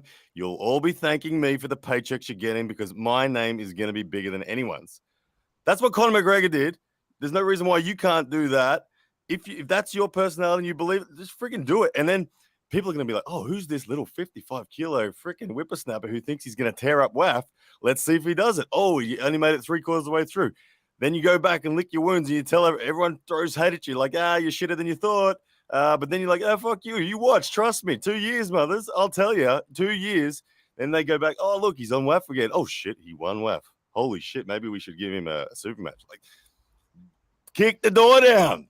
Yeah. That's one of the things that I was going to say before is if you don't know, if you're not comfortable on camera, if you're not comfortable talking to people and being charismatic, you haven't got that personality, but you've got the skill, get somebody else to talk for you. Look at like the WWE. I mean, I was saying this to you last night when Brock Lesnar first came out, couldn't speak on the microphone. That's okay. You've got the look, you've got the ability, the whatever. We'll get Paul Heyman. He's going to come out. He's going to talk for you. He's going to do all the talking. And every time you just stand there and look intimidating, he's going to tell all the story for you.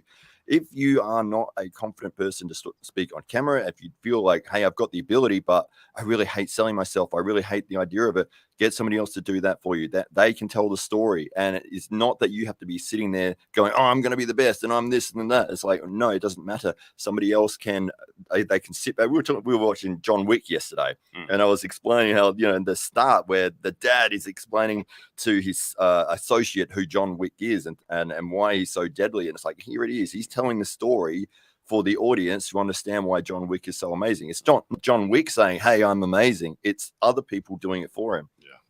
And that's what we do. Ryan, I mean, you could go into this question for hours, but, someone said, thank you, Crossfire, for your super chat. Ryan, you all are doing excellent in marketing the sport. Anyway, ESPN, pick it up and you become an announcer. It seems more popular than ever. I'm going to assume that second half of the question was announced to me that I should be the I know ESPN is always watching. They're probably silently in the chat right now with the scouts from ESPN. But thanks Crossfire. I love what I'm doing, and I do think that the sport is tremendously growing. One thing that I don't think is going to happen, and this I relate very much to what Don's been the theme that he's been mentioning a lot of tonight. It's not going to come from an entity just jumping in that's got a big load of cash that is going to all of a sudden be able to take the sport to the masses. It's going to come from organic storytelling from people who love the sport no matter what, like the people that can't be knocked down. So the ESPNs may well pick it up in a coverage sense. They might get involved. I don't see them ever taking a lead role in a climate of the internet and the way that entertainment is consumed. I just don't see it happening. I don't see it becoming a proper full ESPN sponsored event where they've got control of everything. They may dabble because, hey, it's cool that it's going on, but I don't think it's going to happen. I think it is going to be and look, I'll be honest, if ESPN rang me and said, Ryan, we would like to pay you $10,000 to promote this event, but every video you make comes out from ESPN. Every video is on their brand, and you have to silence your YouTube channel. I'd say, bye-bye. I'm not interested. No. I'm far more interested in the long-term organic growth of the sport, and I love what I do. I hate working for anyone. I hate it. There's more people like that, and as we all grow together, the sport will grow.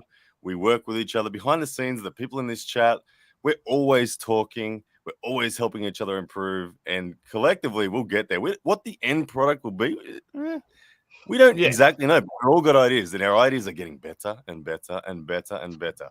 And then once in a while, we come back to reality. And Uncle Jon, on a scale of 1 to 10, how much does this next comment hurt? And it comes from Varley. It says ESPN had air hockey and tag on ESPN today.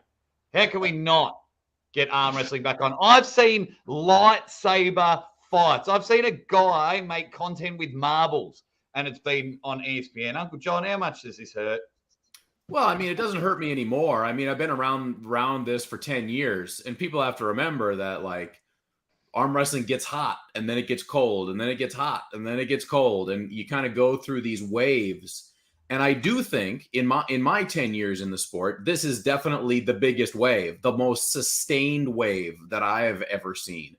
So I do expect that these things will start happening, but like we've said so many times before, it's about the money. We got to find the people that are able to see that fire, that violence that Don was talking about. Give them the characters, give them a reason, because there's just been no reason. There's little glimmers of reason, but not a big enough reason. And then, we lose it. So I think having the ability to have people like all of us that are on this call right now, like just doing it. We're taking control and we're doing it. We're trying to build it from the ground up, and it's been working pretty well. Speaking of that, you just made the best point you could have, John.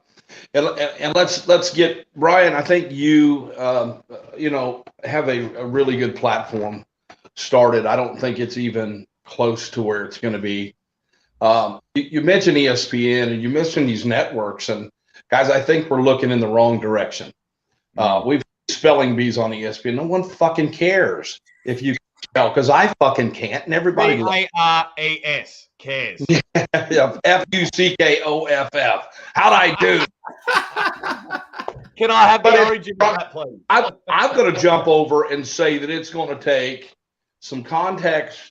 Our contacts, like Ryan, you have some contacts that really have deep pockets, especially when you get over into the Eastern European countries and the Saudis and stuff like that, where Dubai is in play.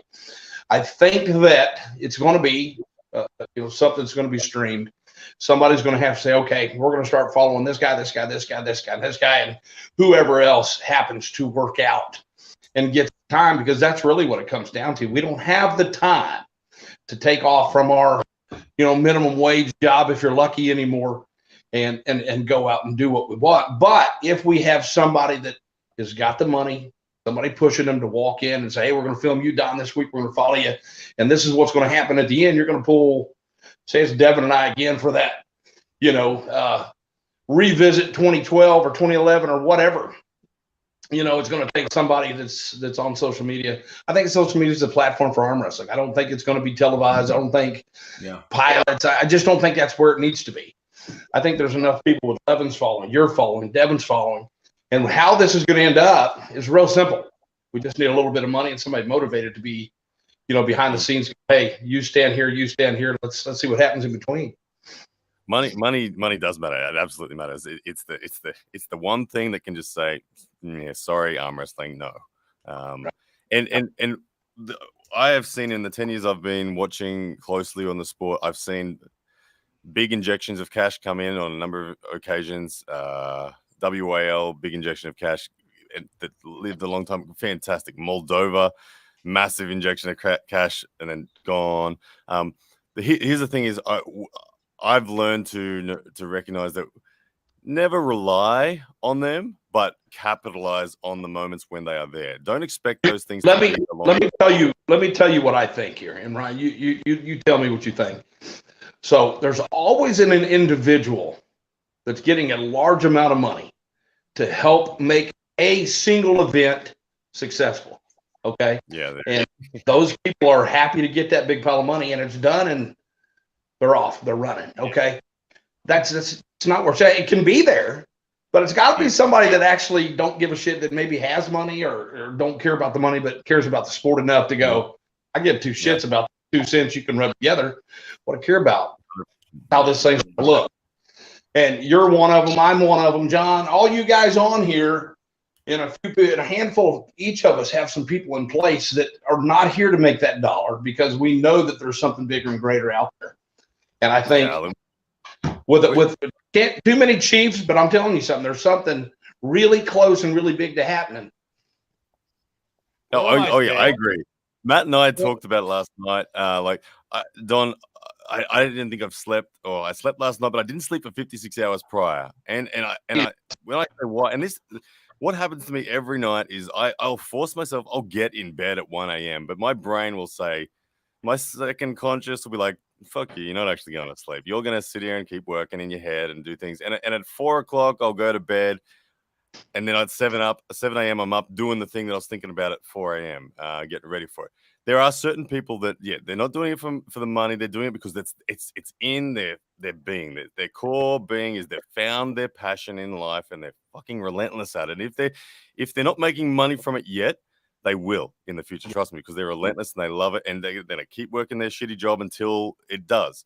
I've been through that full transition. I worked the shitty job for the first 5 years of doing this. I made $34 in that time. I didn't fucking stop. And now I'm all in on it. And because it is paying, and it's paying well now, more and more people in the sport are in that category, and more people are transitioning from having to be part-time to be now being able to be full-time.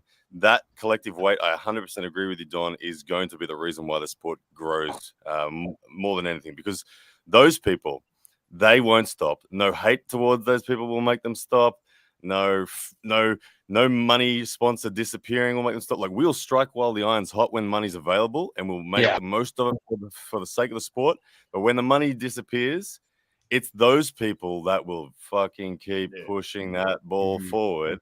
And look, that ball's getting big. Speaking of money, I've just got to address a couple of chats, guys. White Wolf with the $10 super chat. He says, you all can take your touchy-feely, get connected bedtime stories. Don is fucking real as it gets, shooting from the hip. He's the guy we love and hate. One of the best entertainers in arm wrestling. Thank you very much.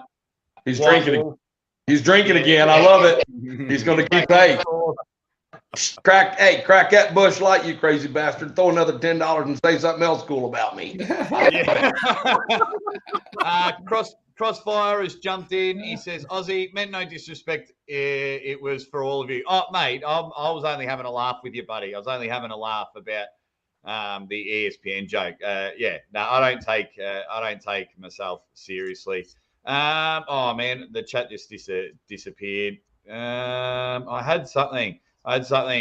Nah, it's all gone. Good. We'll come back to it. Ryan, right on, man. And I'll tell you, when it comes, you're talking about the hourlies and the guys with the money.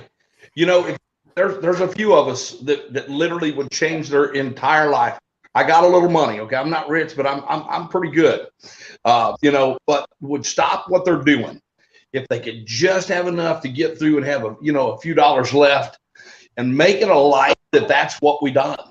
I know that there's some names. Tim Talmadge is one of them. This guy, we make significant amounts of money. Okay. We're in that upper, I'm not going to pat myself on the back, but I was homeless 4.5 years ago. Okay. I lived in hotels. Okay. And I make really good money. I work hard and I'm proud of that, but I'd hang it all up for the right formula. Like I said, and I'm waiting. I think it's real close. And Ryan, you may be the guy. Like I say, there's some guys you're involved with, but you can't take the big money and go, I'm gonna put this in my pocket, because it's not about arm wrestling. It's not about arm wrestling. It's a bunch of bullshit. Once you have money, you realize it's not what it's all about. Money's it's definitely not about money. No, I couldn't give a rat's about buying Ferraris and things like that. They're not in my goals. My goals have not actually changed since I found arm wrestling. The day I found it, I thought this is the thing. Had two firm goals. They run in parallel. One, become an elite arm wrestler, and the other was create a brand and a business that would empower as many people as possible to be able to call arm wrestling a career.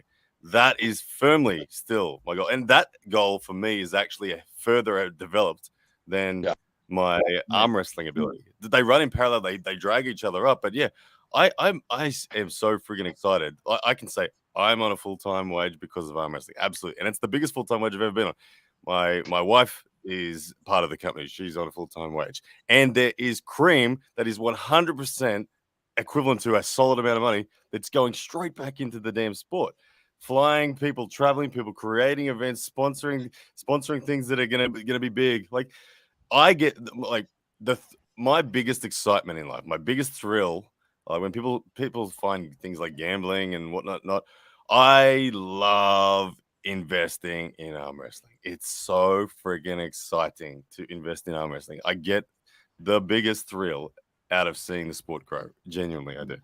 Yeah. Carol Looms, thank you very much for your super chat. One of the first ladies of arm wrestling, supports all the channels and gets in there. Thank you very much. She says, You've still got me blocked, Carolyn. Don't you say you support all the channels. Unblock me, Carolyn. You know you want to. do it, Carolyn. Free Ryan. Hashtag free Ryan. And, I've accidentally put this on there. I didn't mean, no. Now my mouse is broken. I can't get rid of this comment. Backspace Aussie should be the announcer at every event. What's wrong with my laptop? I can't get rid of this comment. Damien Island with a super chat. Thank you very much. He says, can this sport have yearly ranked tournaments throughout a season that leads up to a super match main event that holds a title? Been done, and yes. Not if you want the sport to grow. Yeah, Gary Roberts did an ROTN series that was like that. There's a few of them going on right now. Travis Bates is doing one, actually based around a reality project that they're doing. They're going to be here in Kansas City on the 30th of July. So, I mean, it's out there and it's being done. Yes. Again, you're talking about people that want to put money in their pockets. I love Travis, but Travis is a businessman first, and he's about Travis. I'm just going to tell you, one thing about me is I'll never hold a comment back. I don't talk shit. I'll never disrespect somebody, but I will tell the truth. And, love Travis. Love him. That's my boy. But Travis is about Travis. Let's be honest. And he's doing a good tournament thing, but it's all about the line in his pockets and his fame. That's, I love him, and I may get him involved if I'm ever in something, but it's just not the direction, right? You guys, it's going right back to what I said before. It's not about an individual. It's about a sport. And there's so much, like I said, I know that I have a good feeling I'm going to be involved in it because I'm going to do my own thing soon enough. If it don't happen, I'm hoping that I fall in the right circles and that I don't have to do your hours, Ryan. You're the guy that will beat himself senseless, and you will get the glory and you will have a lot more money than me. But the thing that I find the most fulfilling in my life is having the guys go, God, that motherfucker is good. And he's good in front of the camera. And it's not about all the money. Yeah, I want that. But fuck, I've got all kind of sports cars and Harleys, and that shit don't matter. I'm trying to get rid of that shit now because I don't use it. What I want to do is what we're doing right now. And that's get in front of people and entertain. Whether it's arm wrestling or running these fat lips of mine, it's going to happen. You're the man, Don. I love it. Think about the format, Damien. I think that look, the format, in my honest opinion, the format is not the biggest factor. I think the biggest factor is the professional standard of the coverage. Okay. I think that our sport has severely lacked structure and consistency in professionalism of its coverage of any given moment in the sport. With professional coverage, and coverage involves storytelling, coverage involves professional edits, it involves analysis, it involves keeping stats. But you can turn a tournament structure into something incredibly entertaining if we have a damn professional coverage of it, and yeah. So there are lots of ways to do it. I think the people in this video, we actually have more power than the format makers themselves, because we are the ones telling the stories. And as we improve and tell the stories better, all formats will improve.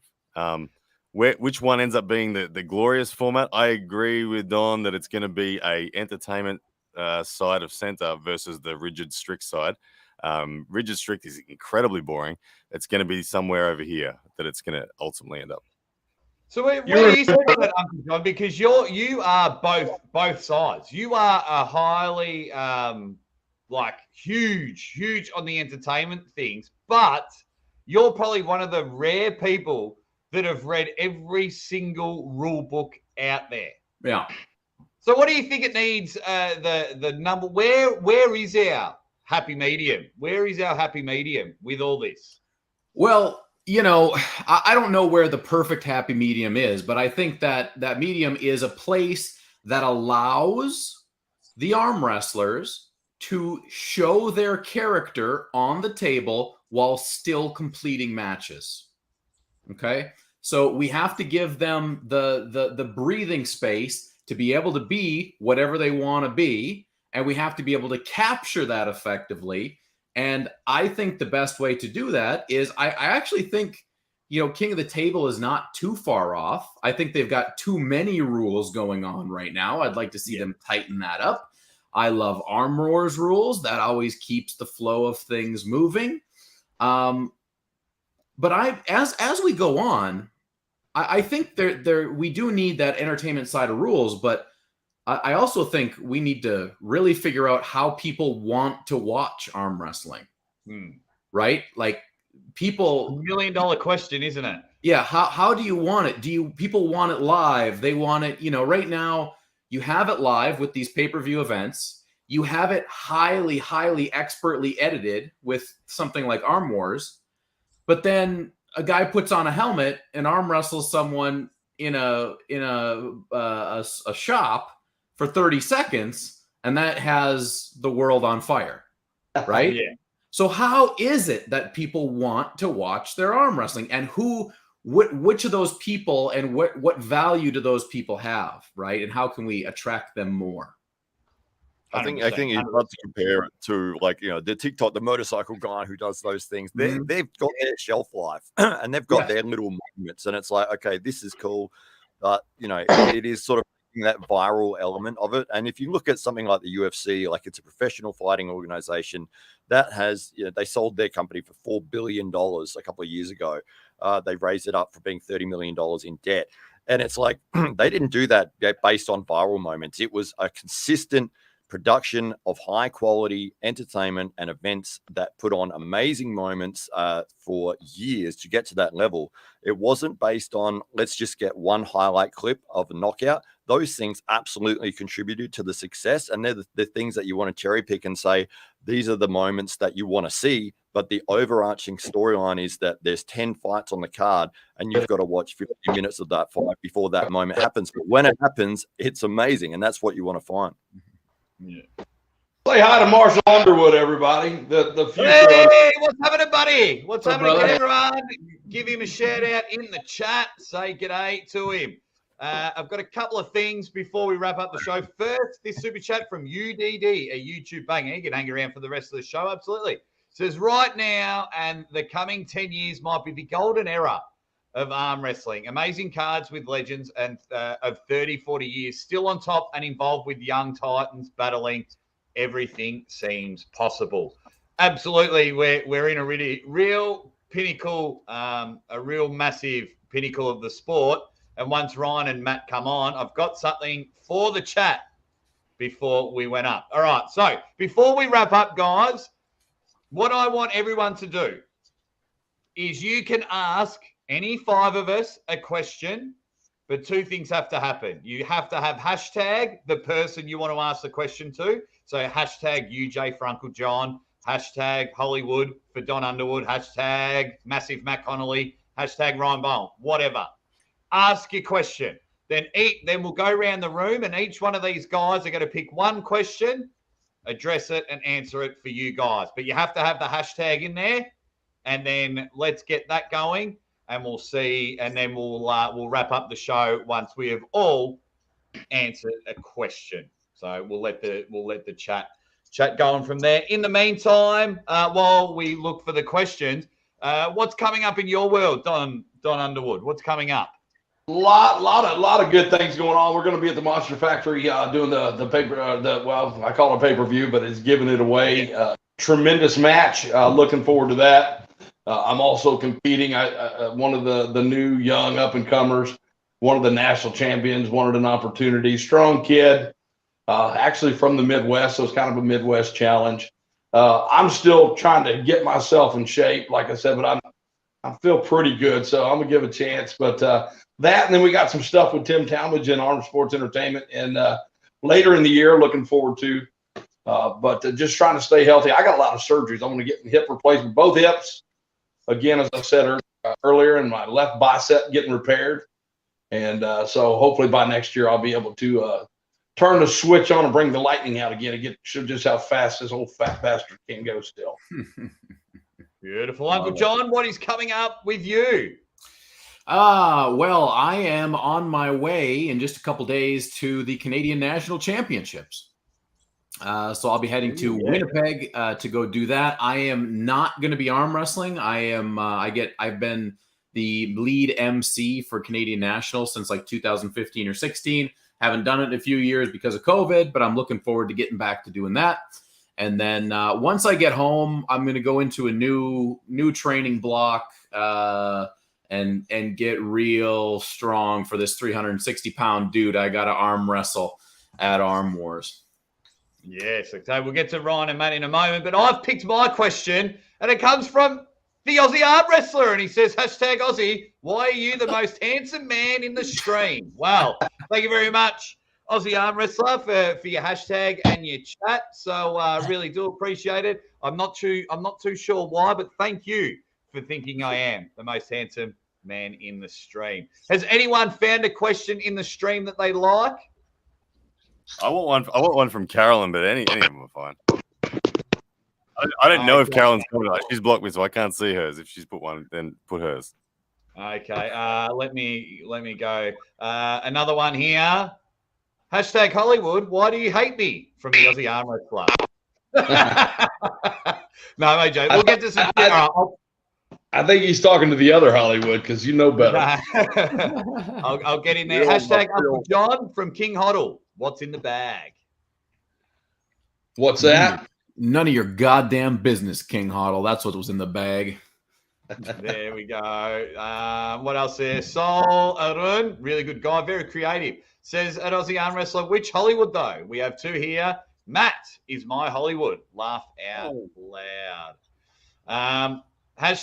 #Uncle Jon from Lucha Pagliacci. He says, wasn't it great that Levin saved arm wrestling? I think it will be great. And I think that Levin will save arm wrestling if he actually puts out more than 3 videos in a 6-month period of time. I think Levin can do it. Levin can be the man. But will he be the man? That's the real question. Well, speaking of putting out, I am willing to put out as well. Just let me know when and where. #Don Underwood. If any NFL player pulled, would the USA dominate easily? Yes. How's that? There we go. Yeah, good. These are quick fire questions, guys. #Uncle Jon. Can you ask Adam Silver to provide the king of the table 4 numbers? If not, why not? I don't know if I'm comfortable asking people about companies about the money they make. I don't know. Is that something that companies should do? Is release those numbers? I don't know. That's an interesting one. Yeah, the answer is no. People will share in small circles where they feel comfortable, and if you networked well enough, you'll be privileged to know that. But I do think there will be an evolution where companies end up being comfortable announcing what the prize is that they're fighting for. I look forward to that moment. Great.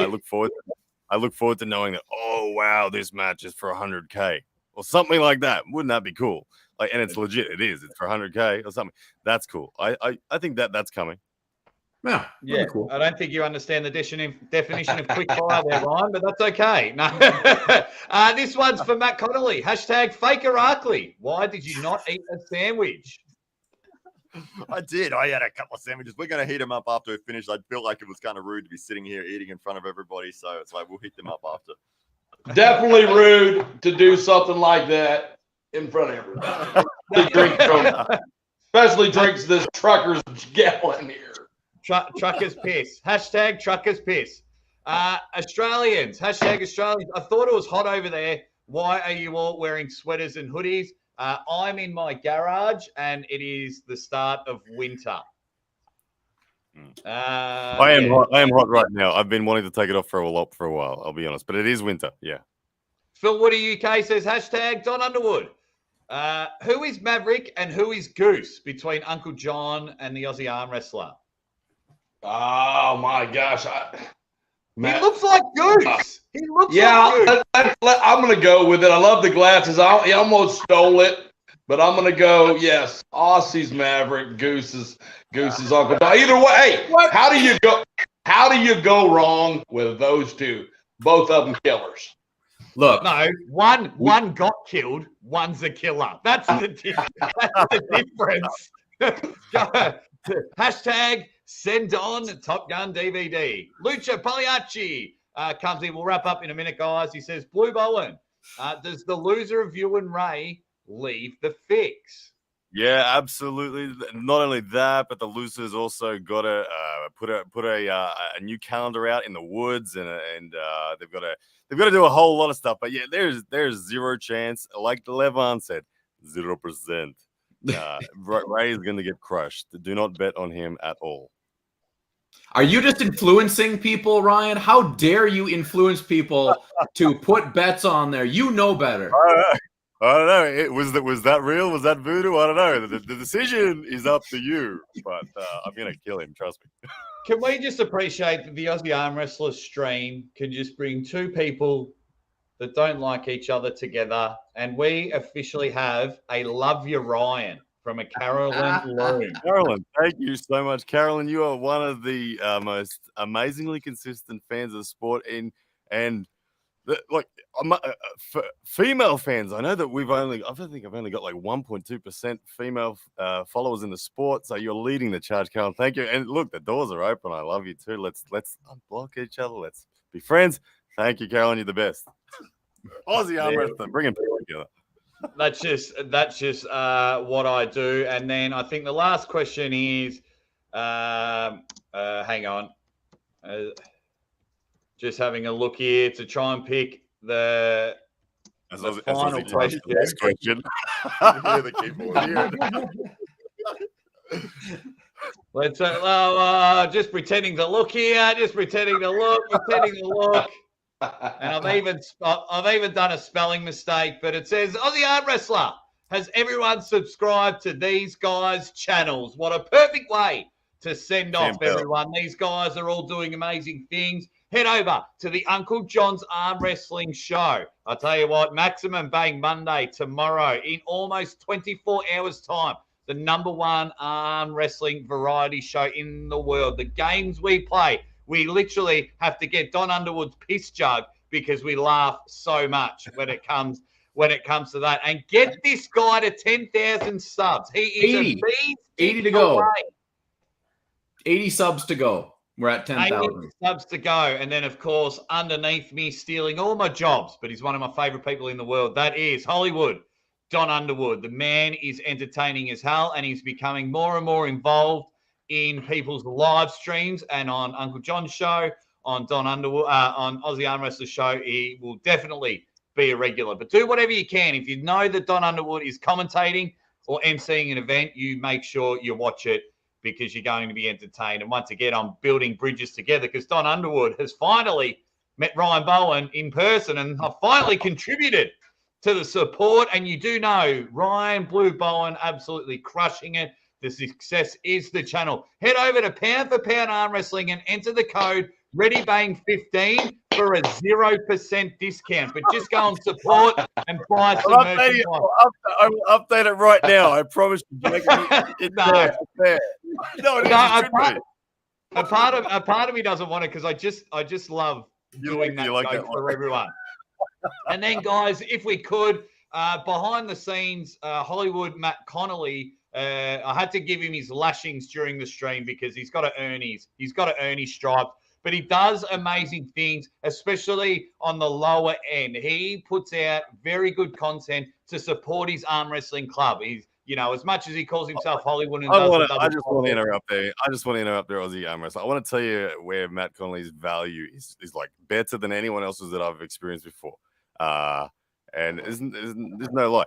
His ability to see detail in production and bringing entertainment. He has the most ridiculous historic knowledge of pro sports and what made them work. He's analyzed pro sports constantly all his life. I listen to this dude because he says, this is what they did. This is what their mistakes were. This is where they didn't make mistakes. head in this direction. This guy is valuable to the sport.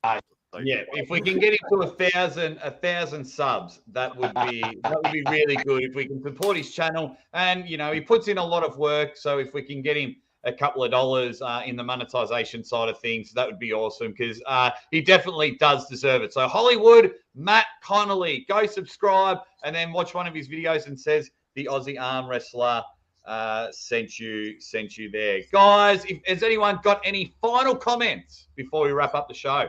I just want to say thank you to all of you guys and all the fans for the opportunity. And just, I am an arms wrestling fan at heart. So to be here, to be able to talk to people, to be on stream, meet legends like Don Hollywood Underwood, and, sitting next to Ryan Bowen, I feel very, very lucky, very humble.